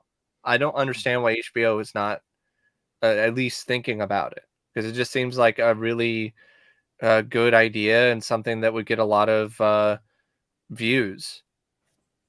Already has an established cult fan base, and nostalgia is really big. I don't get it. I don't understand why they're not doing it. Mm-hmm. So this is the other one for you.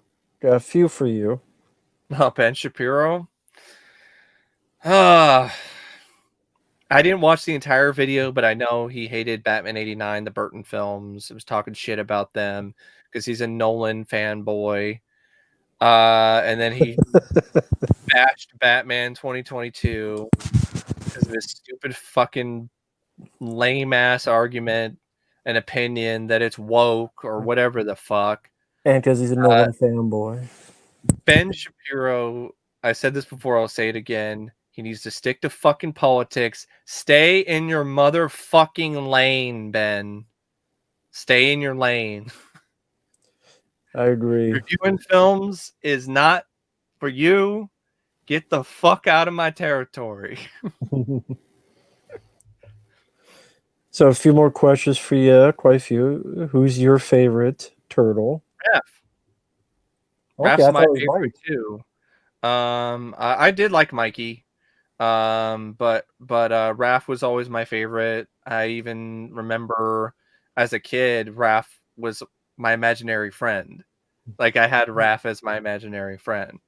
I think that's because I watched Turtles 3 so much. And it's one of those things where, yeah, in retrospect, the whole stuff with Raph being friends with that kid, Yoshi, doesn't make much sense because it really should be Yoshi and Mikey. Yeah. Because Mikey's the one to save the kid's life. Yeah. But yeah, Raph was my favorite. I did like Mikey. I was Mikey for Halloween one year, but I wanted to be Raph, but they were out of Raph costumes. Like that was always how it was for me as a kid. Like I wanted to be a certain Power Ranger. I wanted to be the Red Ranger or the Green Ranger, but they didn't have any Red or Green Ranger costumes, so I had to be the fucking Blue Ranger. Like that was always the case with me as a kid. Except for the one time I was able to be Batman Beyond, because I did want to be Batman Beyond, and I was actually able to get the costume for that. All right, and someone's asking, which do you prefer more, Waxwork or Waxwork 2? Once I find it. It's been a while since I've seen the films. Waxwork 2 has a lot of creativity. There's a lot of fun stuff that's going on in that movie.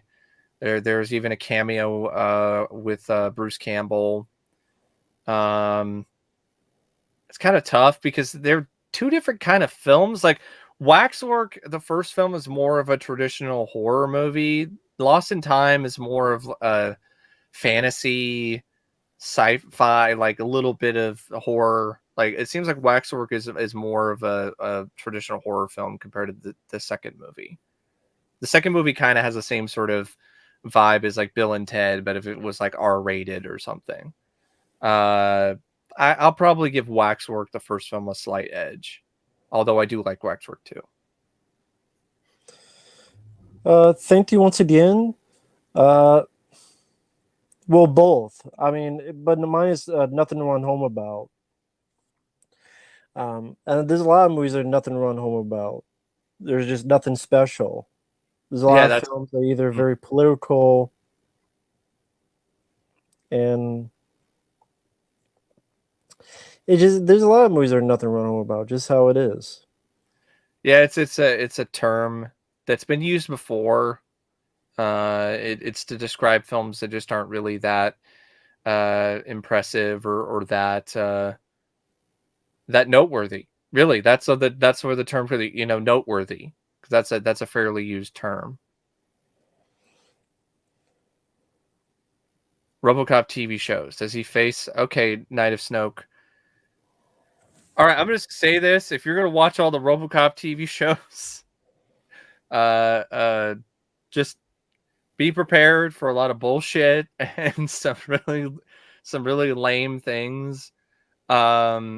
He does face other cyborgs and other superhumans. It is not just all generic human criminals, but a lot of the stuff in the series from the 90s, there is a lot of generic human criminal stuff, but he does face some other superhumans or guys with a lot of super intelligence.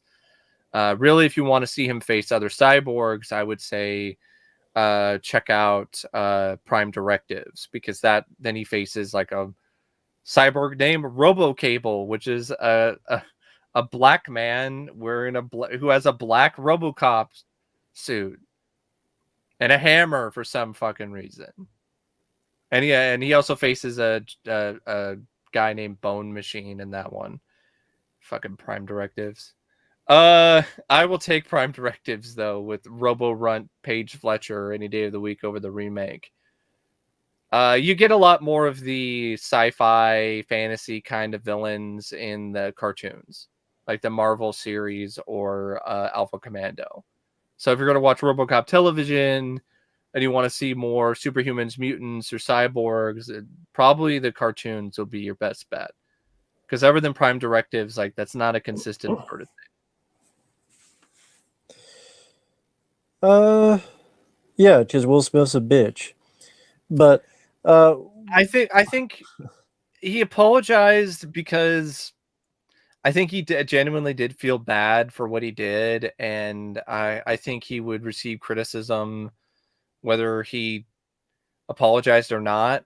I agree with that, but I think he genuinely did feel like it deserved an apology. I know some people, why didn't he do it at the time? I think he was just too wrapped up, too emotionally strung out. Like I've had instances where I've waited to apologize to people after I've had like a disagreement or we've gotten in an argument, and like in the moment I just couldn't really. But right after, he was smiling and partying at after party, and dancing. Yeah. To me, that doesn't really scream like he's really that sorry. No, it's just it's a lot of it's probably PR from the public. Yeah, a lot of it's it's public relations 101. I don't think Will Smith is sorry. I think it is my opinion. I think he did it because his publicist told him to do it, or the publicist did it for him. And because some of them do it for them. And I think he just did that because he had to say something. But there's so many times people apologize, but they don't. I mean, Chris Rock even apologized. For what? Which I find kind of crazy. I know. He apologized for the joke. Oh, I've heard that wasn't a real apology. do it. Oh, he didn't actually do it. Okay, all right. That's what I've heard. I could be wrong, but that's what I've heard. But no, I don't think he apologized because he didn't want to be seen as fragile. Like, I think it's the opposite. Like, it's one of those things where if he didn't apologize in today's day and age, he would be perceived as more fragile. It's that kind of thing where people look at apologies in that way. Someone's asking which do you. I prefer The Shining or Empire Strikes Back. That's just me. I like Empire Strikes Back. I prefer The Shining. That's a tough one. Since I'm more of a new fan of The Shining, I'm gonna give a slight edge to Empire Strikes Back because grew up with that one. I even saw that in the theater. I saw the special edition version in the theater. So like I do have a certain fondness for that I don't really have with The Shining. And I think Empire Strikes Back is the best Star Wars film, and honestly, one of the best sequels out there. Let me answer this. Here's why. Number one, he was laughing and he looked at Jada and saw that she was pissed and he wanted to get his masculinity on. The slap is because that's more humiliating than a punch. And he doesn't want to hurt him because he would really get sued. But if you slap someone like that, it's like, that's why it's called a bitch slap. As security, why would there be a security when everyone's in the room is like Bradley Cooper and this is the people that's in there. It's not Jerry Springer. These are actors, and that has never happened in what how long has the Oscars been? Yeah, 100 years, I think. Yeah, it's been a long time, like 90. I mean, maybe not that long, but It's been a long time. Well, I mean, that's never happened. So why would no. there ever be security? Think about it. I mean, even wrestling, there's people that beat up Bret Hart. Where was security then? Mm-hmm. And what was it? Was it Hall of Fame? Yeah. Beat up Bret Hart? Yeah. Speaking of Bret Hart, this might be a little off topic, but what do you think about how he's just still super bitter about Goldberg? Like, he's not like letting things go. Like, he said something along the lines where Goldberg should send me some of his money. You know, because I don't blame him, because if someone tipped me in the head, gave me a stroke, maybe paralyzed for a bit, ended my career, lost me a lot of money, I would be mad at them for the rest of my life. Yeah, I mean, I can see that, but I think the whole thing with Brett is it wasn't just a kick to the head. Like, that's the kind of, because it just seems like he's not really like accepting like his own sort of part in some things, which is kind of frustrating to me. Like, it's like, I understand, yeah, the kick was really bad and awful, and I get why he's feeling the way that he does, but he kept wrestling afterwards. He did a hardcore match with Terry Funk, and really what ultimately led to the stroke was really the bike accident that he had, not necessarily the kick to the head. And I think he had some concussions prior to what happened, but it's just one of those things where it's unfortunate, and either way around. Goldberg said some stupid stuff in interviews too. So it's just like both of these guys like seem like they both haven't entirely let it go. So it is what it is. Again, if someone can beat up Bret Hart or all these other wrestling events, then yeah, they're not going to do anything to Will Smith. No, because they were afraid that they would get sued by Will Smith in some weird way. It's just not. We have all these other sporting events where people run on the field and some shit. I mean, security eventually does come, but and stop them, but that doesn't happen immediately. Well, can you blame them? Look at the world. Sonic 2, I look forward to. I like the first one. Mike hasn't seen the first. I like the first, so I look forward to the sequel. I'll check out the first one. I'm going to check out the sequel too, because that's another film that somebody wants me to check out. So I'll definitely go see that when it comes out in the theater. Thank you, Diablo. Beforehand. Thank you, Diablo. Thank you for the kind words. I have not seen The Champ from 1979. I haven't seen it, but I've seen clips. I have it on VHS. I believe it's a remake of an older movie. I know it was a box office bomb. That I do remember that being a legitimate fact. I don't think it did nearly as well as the studio thought it would. I think they thought they might have had another Rocky, and that just didn't turn out very well. I think it has a young Ricky Schroeder in it who plays the kid. Yeah, it was Ricky Schroeder. Yep. So, and sorry, folks, it's not the easiest for my stupid fingers to scroll. I mean, people keep saying it's staged. Will Smith gains nothing from this being staged. No. There's not a single thing he Also, gains from it. there is footage that showcases what happened afterwards, and you have like Denzel Washington and Tyler Perry that are on the stage, and they're talking to him, and they're trying to get him to calm down and giving him advice.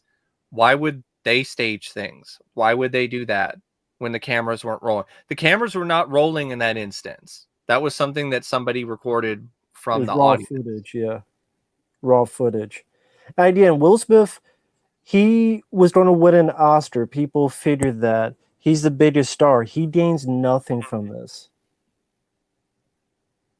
He just gains Chris Rock, absolutely though, unintentionally, because I don't want to use the word intentionally. He does definitely gain something from this because he's going on tour like very soon, so he could totally get something out of this if he decided to do that. I think it would be pretty unwise of him not to take advantage of that. Like he should definitely make a set about it. Mm-hmm. Also, you're not going to spend 20 years to get an Oscar and spend all your acceptance speech apologizing for what was a publicity stunt. That's just not going to happen. Mm-hmm. I don't know what the deal is with George Takei. I don't know the details, so I can't answer. I don't know what's going on either. Like, is there something new going on with him? I think he's saying crazy shit because I don't know, probably calling people racist or something. No. I don't know the details. I barely listen to that shit. The world is too fucking crazy nowadays, anyway. I mean, it's a world where Will Smith walks up and smacks a grown man in the face on live television. So Let's see. Gabbo was asked, "What's your favorite Mortal Kombat character?" I just like get over here, Scorpion. And Gunman's asking, "What is your top 5 worst 4K transfers?" Ooh, I haven't seen all the 4Ks in my collection, but I know Terminator 2 is up there. It's like there's some transfers I have. I don't know if they would say that they are the worst, but they're just kind of okay. You know, they're not really that much of a difference from the Blu-ray, like Brightburn, for instance. Well, real quickly, Marco, he apologized to the Academy and the people out there. I saw the footage. The footage is out there. He said, "I'm sorry to the Academy because love makes you do crazy things." Mm-hmm. He clearly said that. But maybe it's like he didn't apologize directly to Chris Rock. No, because he was still pissed at him for because he's a cuck. But he apologized to the Academy. He apologized. Love makes you do crazy things. That was like the first 3 minutes of his 5-minute speech. It's right there, man. But anyway, go ahead. Sorry, just had to mention that. It's difficult because like I said, I haven't watched all my 4Ks, so I can't really say for sure like what is definitively the top 5 worst. But Terminator 2 4K, like, I mean, I don't actually have it in my collection, but I've seen it on like display TVs and stuff like that, and it was just brutal. So I would say that's definitely the worst. And one final note, I said he was apologizing to the world. I didn't say he was apologizing to Chris Rock. That's what I said. He was spending his time 3 of the 5 minutes to apologize to the Academy. I didn't say he was apologizing to Chris Rock. To people watching, that kind of thing. It was not a direct apology. And you don't do all that just for publicity. It'd be a waste of 20 years of building up to your moment of winning an Oscar, and you spend most of the time apologizing to the Academy. Yeah. Yeah, I I will mean, say being this, a psycho. this whole thing that happened, there was something good. Like there was a bit of advice that Denzel gave that I thought was pretty uh, um, noteworthy, because he mentioned that at your brightest point, like at your highest point, the devil comes for you.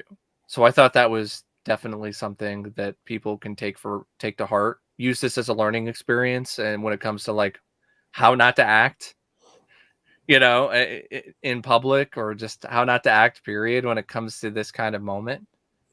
Yeah, and the devil is who you're married to. Yeah, it can be that too, but it can be other circumstances and other But in this things. instance, it's the bitch he's Yeah, married to. She's a yeah, crazy, slutty bitch. The devil is the ditch that's been in her mouth that she needs to take out, and then that way she could get the balls out of her mouth.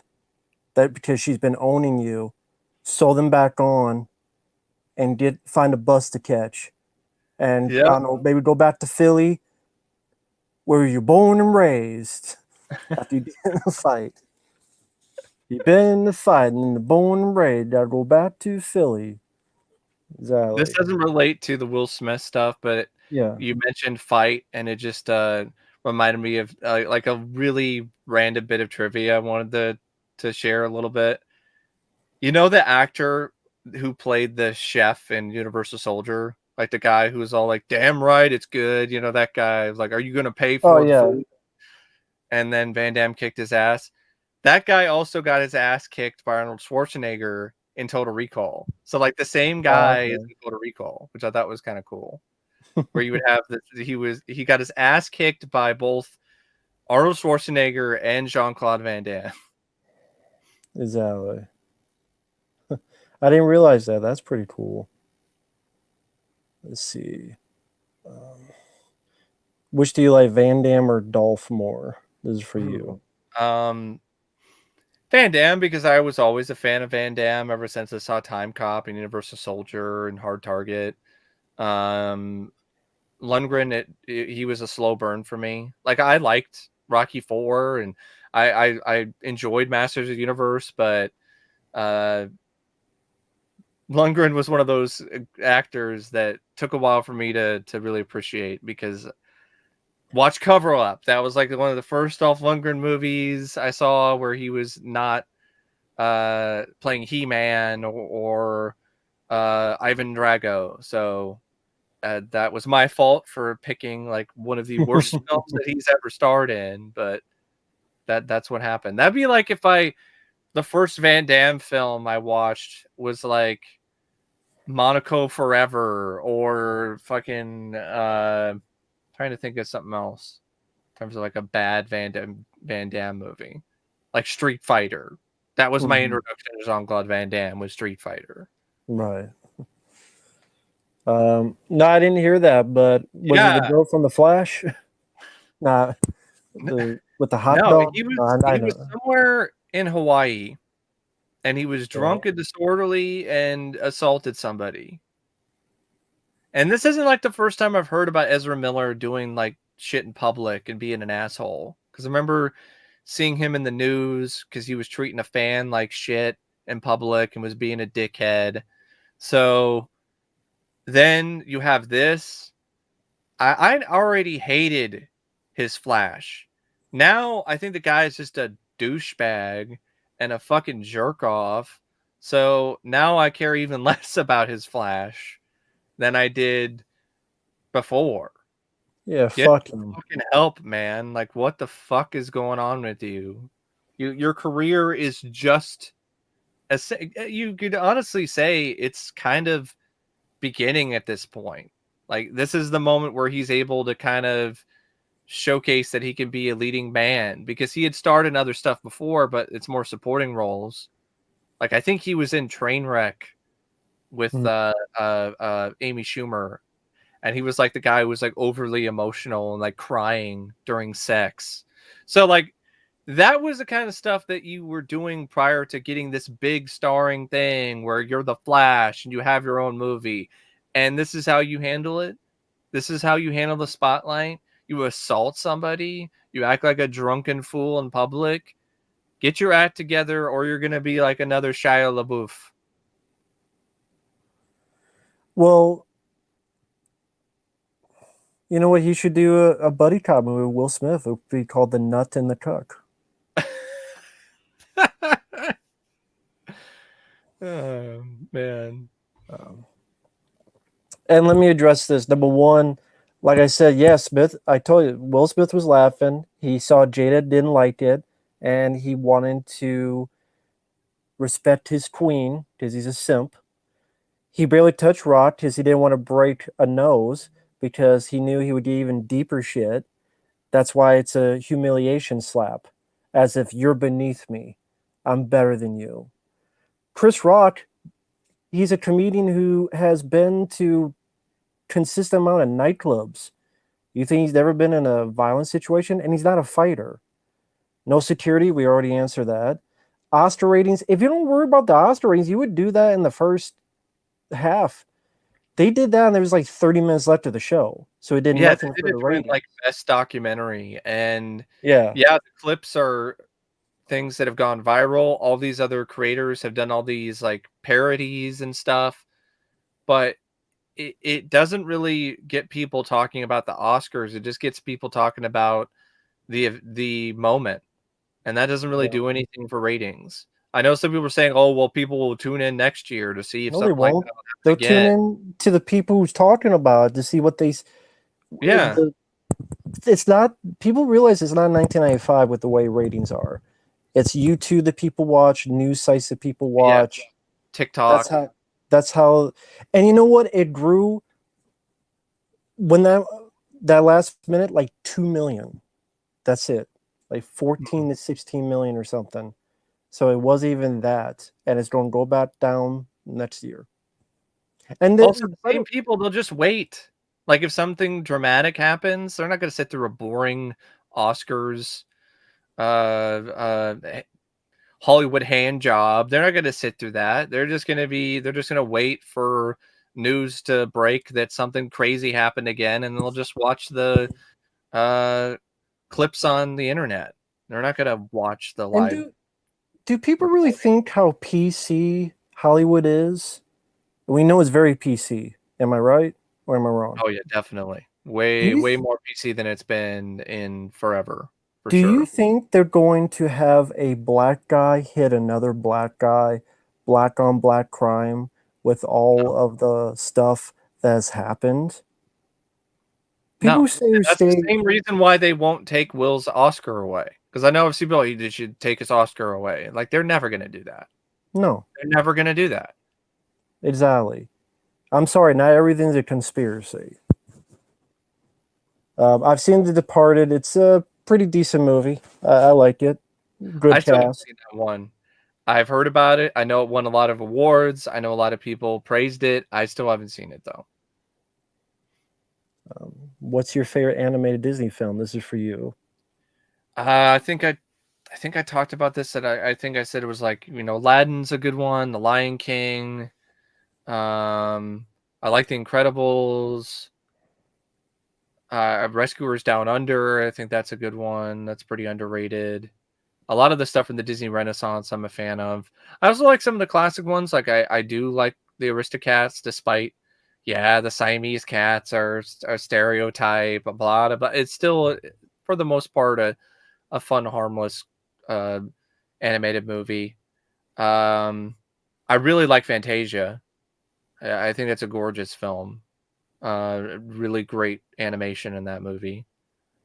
And there's like Toy Story. That's a classic. I really like the first Toy Story. So we have another. Yeah, go ahead.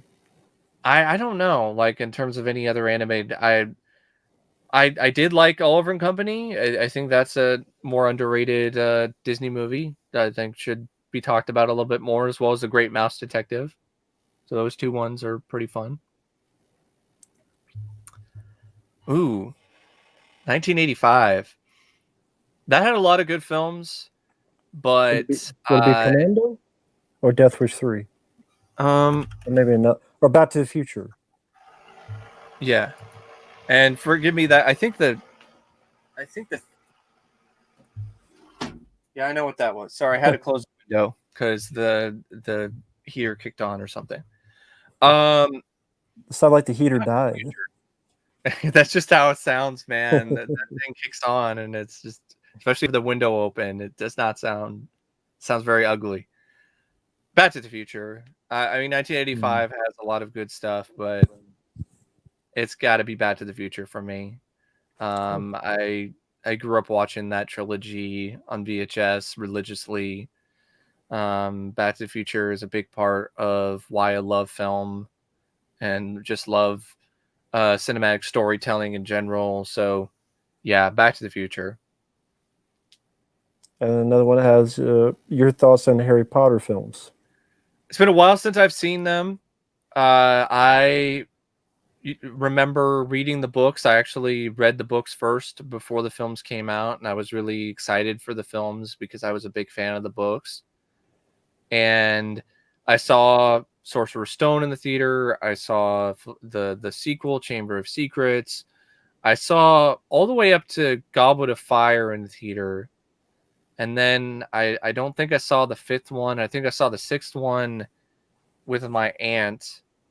I think was it the Half-Blood? Was it the Half-Blood Prince? Yeah, I think that's what it was.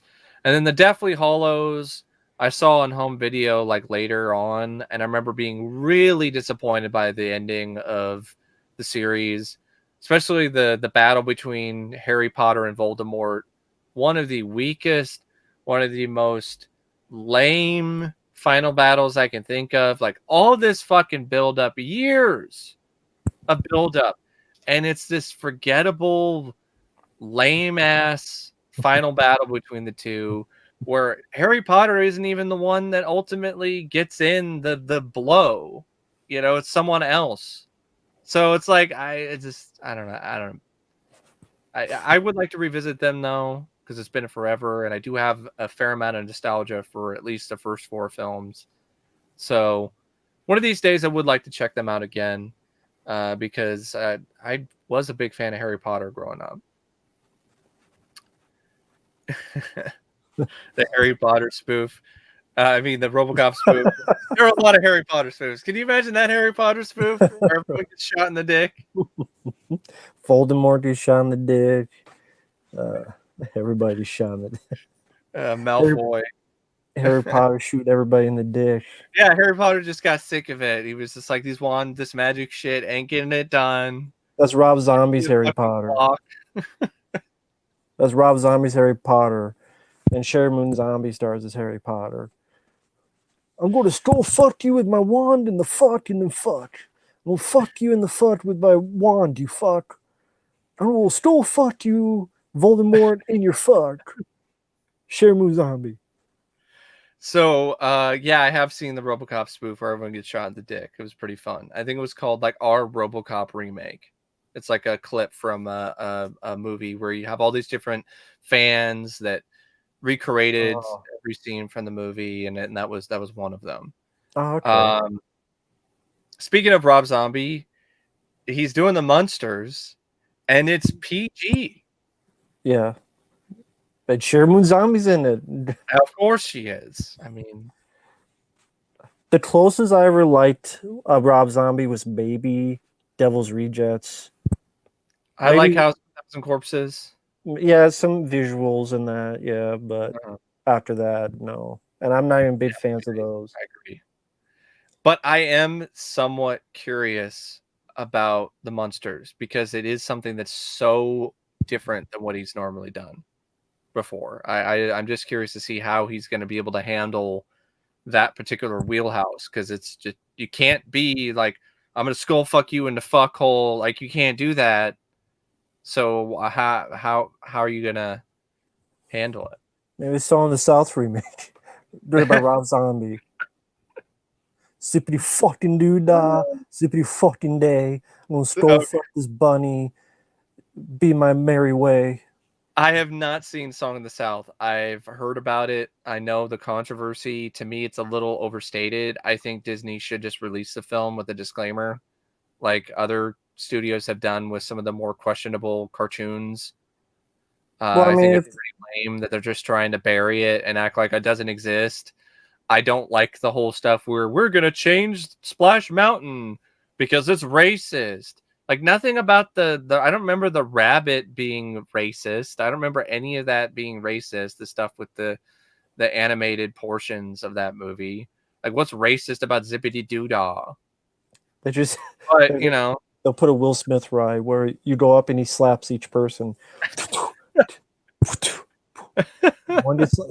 That'll be the new ride at Disney.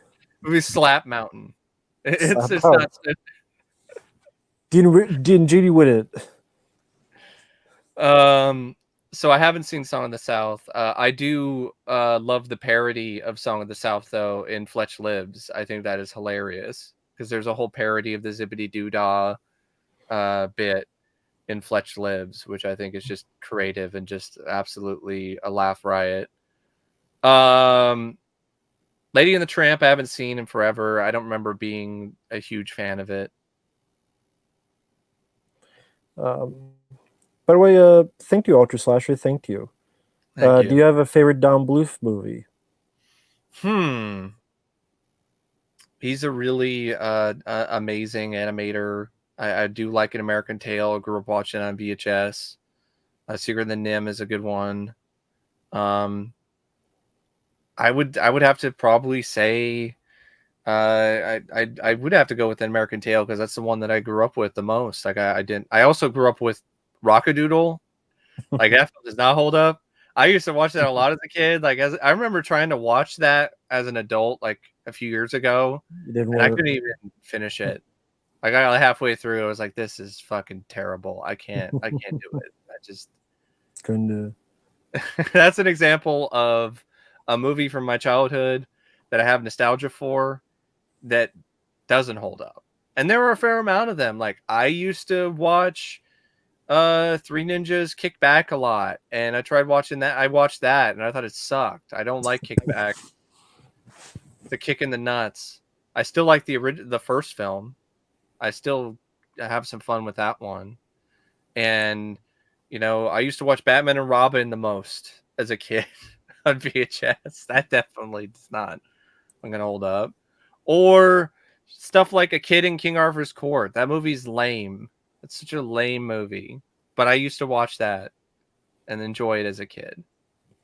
Another one for you from Jacko. Hey, Matt, do you have any like films that you grew up with?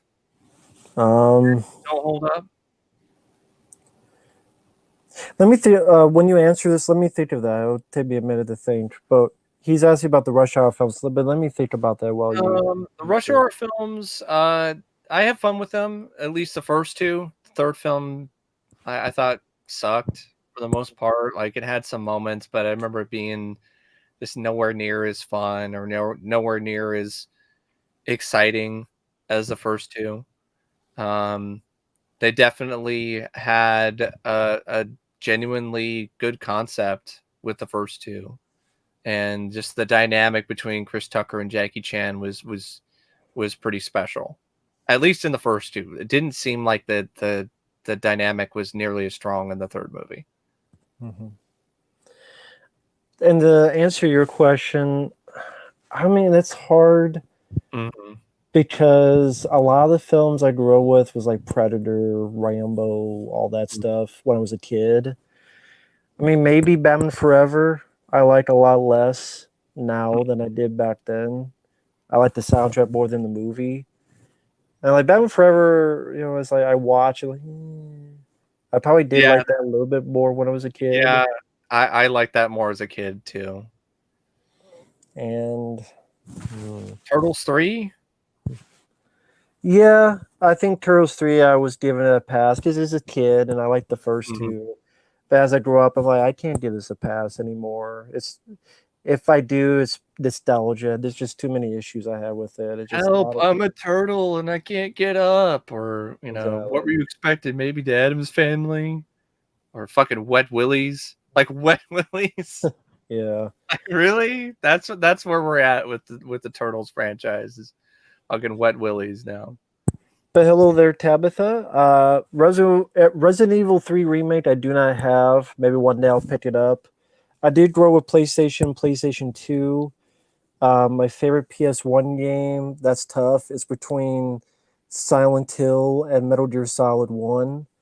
And then PS2, again, that's tough. I mean, it's between like Resident Evil 4, Evil Dead, Fistful Boomstick, Disaster Report, a few others, but probably Resident Evil 4 if I have to pick for PS2. And then PS1's probably Silent Hill, maybe, or Metal Gear Solid. It's one or the other. But there's a lot of For good ones on me, both. I can't really answer that question because I didn't really grow up with the PlayStation 1 and I had a PlayStation 2 very briefly. My dad had one, and I remember playing Spider-Man 2, and I thought it was pretty cool, but then like I didn't really have a lot of opportunities to play it that much because he had to sell it and to make some money to pay some bills. So like I don't really have much experience with the PlayStation 1 and PlayStation 2. I grew up with Xbox. That's my gaming sort of thing, or the original Nintendo because I had an NES.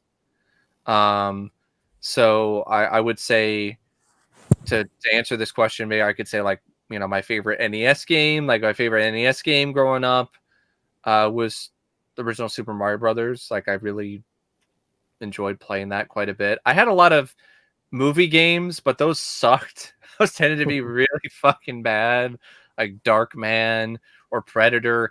I remember the Predator game like being so temperamental. Like I remember like, oh, it will work and then it won't work. Or I remember having to blow the cartridge like way too fucking often to get that thing to even work. I remember Dick Tracy being Dick Slap. That sucked. Who Framed Roger Rabbit? That sucked.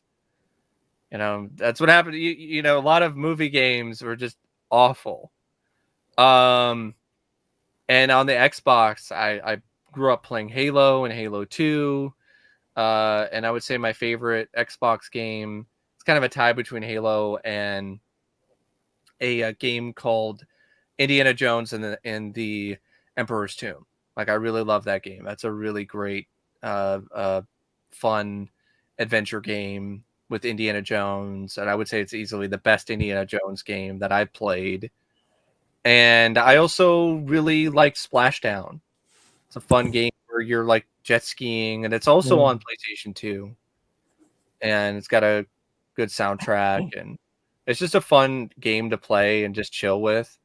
You know, because there are games like that where you don't really have to think too much. There's not really a lot of plot going on. You just chill and have some fun and listen to some fun music, and it's just a vibe of it that I really do like when it comes to Splashdown. So if you quick step, Preminator, good guy. Thank you. Hope you're doing well. Yes, I have seen Good Morning Vietnam. I do like it. Someone asked about The Aviator. I have not seen The Aviator. Lord of the Rings. I just never was a fantasy guy growing up. I could watch stuff like Willow, but I felt they were overlong. I never read the books, and fantasy was never my cup of tea. Mm-hmm. There are some I And can deal with, but I was more into like action, horror, yeah, maybe sci-fi. I was never like a big I fantasy guy. never read the Lord of the Rings novels either, but I saw the first 3 Lord of the Rings movies. I saw them in the theater. Um, and I am a bigger fan of fantasy, so I legitimately do like the Lord of the Rings movies. It's been a while since I've seen them, but I remember them being pretty epic and pretty awesome in a lot of ways. It's just been ages since I saw them last, and one of the main reasons for that is because they are so long. They are really fucking long to the point where it's maybe a bit too long, and that's why I gravitate towards Willow. I grew up with Willow more than anything related to Lord of the Rings, and Willow's a contained story. It's, you know, not 3 hours. And even though I do like the Lord of the Rings films, I do get a kick out of the joke in Clerks too. I think that's pretty fucking accurate and pretty pretty hilarious. Let's see. But speaking of Willow, I know I heard about the TV show, like it's a sequel for Disney Plus. It's Disney Plus. It's probably going to be awful. They're probably going to do some shit where Willow's a loser. I can see it now. Willow's even more of a loser. Like, he was a loser to begin. He started out as kind of a loser at the start of the film, and then he became a hero. Like, they're just going to make him an even bigger loser than he was at the start of Willow. Matt Mardigan is a cuck, and Willow tells a bad joke, and Matt Mardigan comes up and slaps him. I said, "Take my girl's name out of your fucking mouth." That's not going to happen in a Disney show. You never know. Just not the F word, but it could be something else. But you're definitely not going to have people call other people pecs. That's not going to happen. Yeah. Well, Jada Pinkett is the biggest peck. I know Tim's been asking a lot of food questions. Like, do you like Jawbreakers or Jujubes? Not really for me. What's your favorite candy? Yeah, candy guy. You know, when it comes to like candy bars and stuff, I'm not really a Jawbreaker, Jujube kind of guy.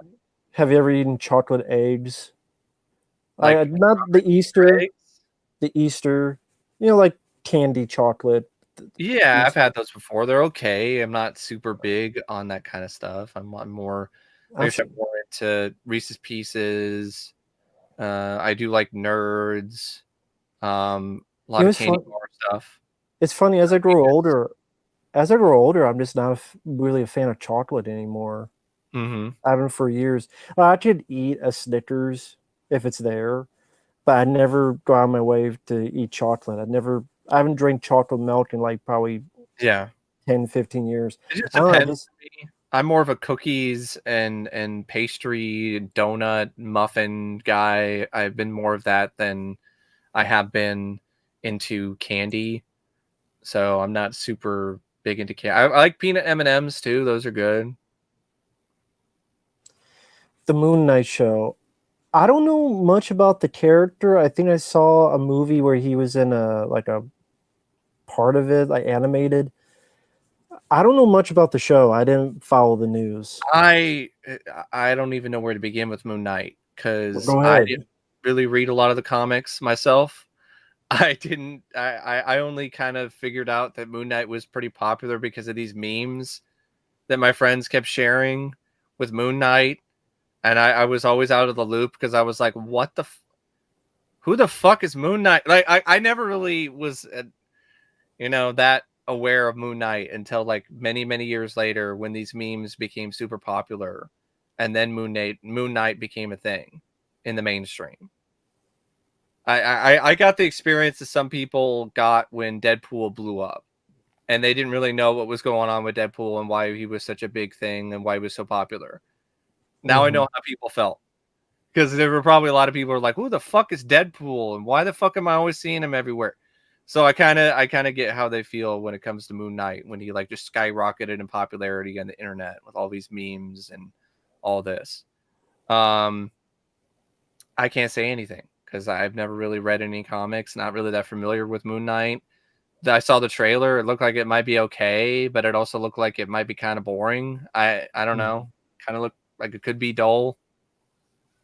Like, nothing about the trailer action wise looked that impressive, but maybe it's not intended to be more of not really intended to be an action show. There's a lot of stuff involving dreams and illusions and stuff where reality is not what you think it is, and so on. Kind of similar to Total Recall and this whole thing where you're not who they say you are. You're actually this person. You think this is the real Moon Knight? It is. Fair Fresh Prince episode. My favorite is the one where Jada cuts the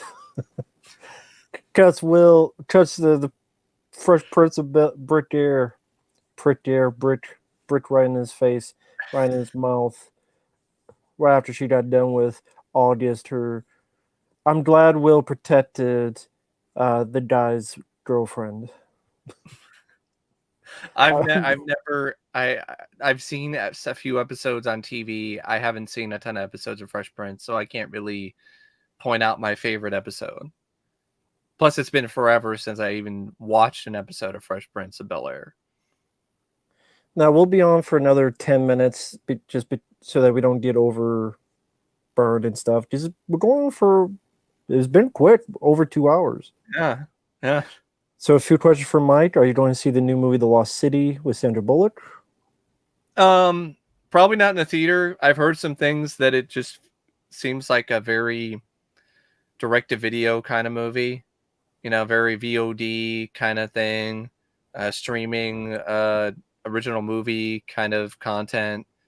It looks like it could be fun because I like Channing Tatum and I like Sandra Bullock, and I like films that have that sort of premise because I'm a big fan of Romancing the Stone. That's another film where I'm a big fan of, but Matt is not nearly as big of a fan of. So that's another movie that we can point to others that seem to think that we just like the same things or dislike the same things and we're all the same person. But The Lost City, I'll wait till it comes out on video streaming. Could be fun, but I'm not expecting a lot from it. Al Payun, I liked his first couple movies. I like Cyborg. I like Cyborg. I like Nemesis. I like Dollman. I like The Sword and the Sorcerer. But after that, I think I don't care for the Kickboxer sequels. I don't care for really anything he's done. Which one? Slingers, the director's cut of that was awful. Yeah, really in the past 20 years, I haven't liked anything the guy's done, to be honest. I can enjoy Captain America from 1990 as a guilty pleasure. It's not a good film by any means, but I can watch it. I'm a big fan of Nemesis. I hate that the original ending that was used for the theatrical release and for the home video release is not on the Blu-ray. Right. That's just fucking lame. Because the director's cut version or whatever the version that is on the Blu-ray has an ending that I hate and makes the film kind of suck. So I think that's just a disservice because a lot of people who see Nemesis just based on that Blu-ray are like, well, that movie was good until the fucking stupid ending. I'm like, yeah, that wasn't there when it was on VHS. Nope. And I do like the other films that you mentioned. I like Doll Man. I like Sword and Sorcerer. But yeah, he's a director that kind of did a few good movies and then nothing else since. He also did some fucking sequel to Streets of Fire, which I haven't seen, but I hate the concept of let's make Cody into a serial killer. Great, thank you, man. Like that was necessary. We needed a Streets of Fire sequel that makes Cody into a fucking serial killer.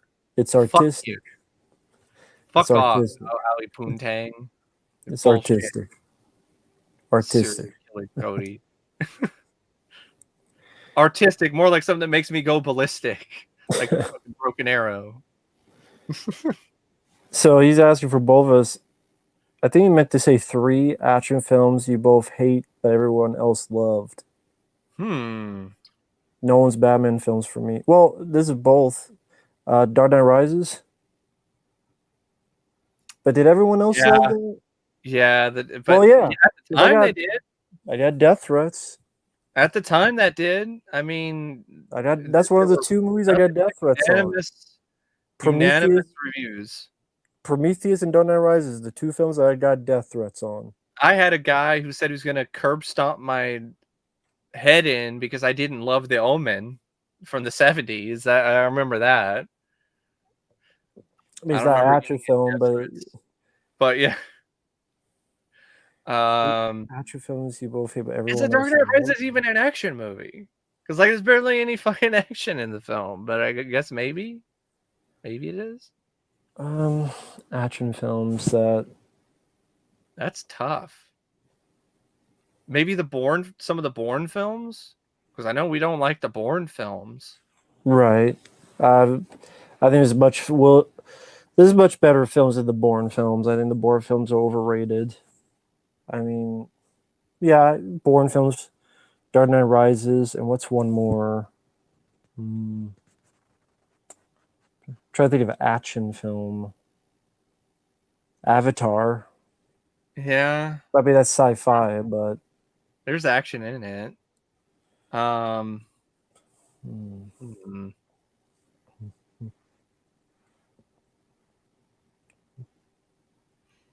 Zack Snyder's Justice League. Since they Army of won the the Dead. yeah, since won this award at the Oscars that was polled best movie ever. People like the film fine. To me, fuck Zack Snyder's Justice League. So I guess that's another one. Thank you, Infinity Darling. OJ would have killed him and drive away in his white van, white Chief. You drive away in a white Bronco. But yeah, we'll be on for, I would say, 5 more minutes, and then that'd be a good time. But thank you guys for hanging in there. But they meant Kurt Russell credit for his early Disney comedies. Well, I mean, Because he was not Kurt fucking Russell at that point. Like, he was just Kurt Russell. I mean, he wasn't anything that special in those Disney movies. Like, it was interchangeable with all of the other, young actors at the time who they could pencil in a role like that. As like the world's strongest man or the barefoot executive or any of that. I'm not taking anything away from Kurt in those films. It paid the bills. It got his foot in the door. It made him somewhat well known. But Kurt, to me, he really shined when he did things like Escape from New York and The Thing, and in other movies like Backdraft, which I cannot sing enough praises for. And we're talking about the Oscars. Kurt Russell was snubbed. Straight up fucking snubbed when it comes to Backdraft. Like, his performance is bull. Oscar worthy to me. Should have won Best Supporting Actor, or at least got nominated, because he was that fucking good in that film.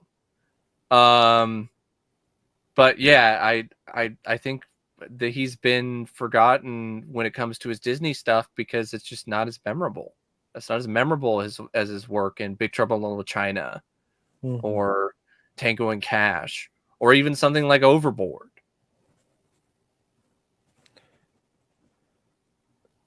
now I don't remember moments other than the Death Wish films. I would say the movie outside of Death Wish, the films that I liked of his would be The Evil That Men Do. Murphy's Law, I like that one. I thought that was pretty good. Evil That Men Do, that's another good one. I don't know about most badass Charles Bronson moment outside of the Death Wish films. That's kind of a difficult question for me to answer too. Yeah. And then this would be the last one. What are your top 3 favorite werewolf films from both of you? So my top 3, off the top of my head, American Werewolf in London, Dog Soldiers, because I really like that one. And I'm trying to think of another one that I might put in the 3rd slot, because I do like Bad Moon. I like something like Full Eclipse. I think I did a list like this a long time ago, but I don't remember what I put in the slots. I know I had like Dog Soldiers and probably American Werewolf in London like near the top. I really like Lone Wolf. Not Lone Wolf. It was Night of the Lone Wolf. Like it's the one that Nick D'Amici was in. Oh, Late Phases? Late Phases, because it also had like a subtitle, Night of the Lone Wolf. What the hell? Lone Wolf, no, I don't like that. The movie sucked ass. But yeah, Late Phases I really liked as well. That was a good one. I also like Ginger Snaps, but I don't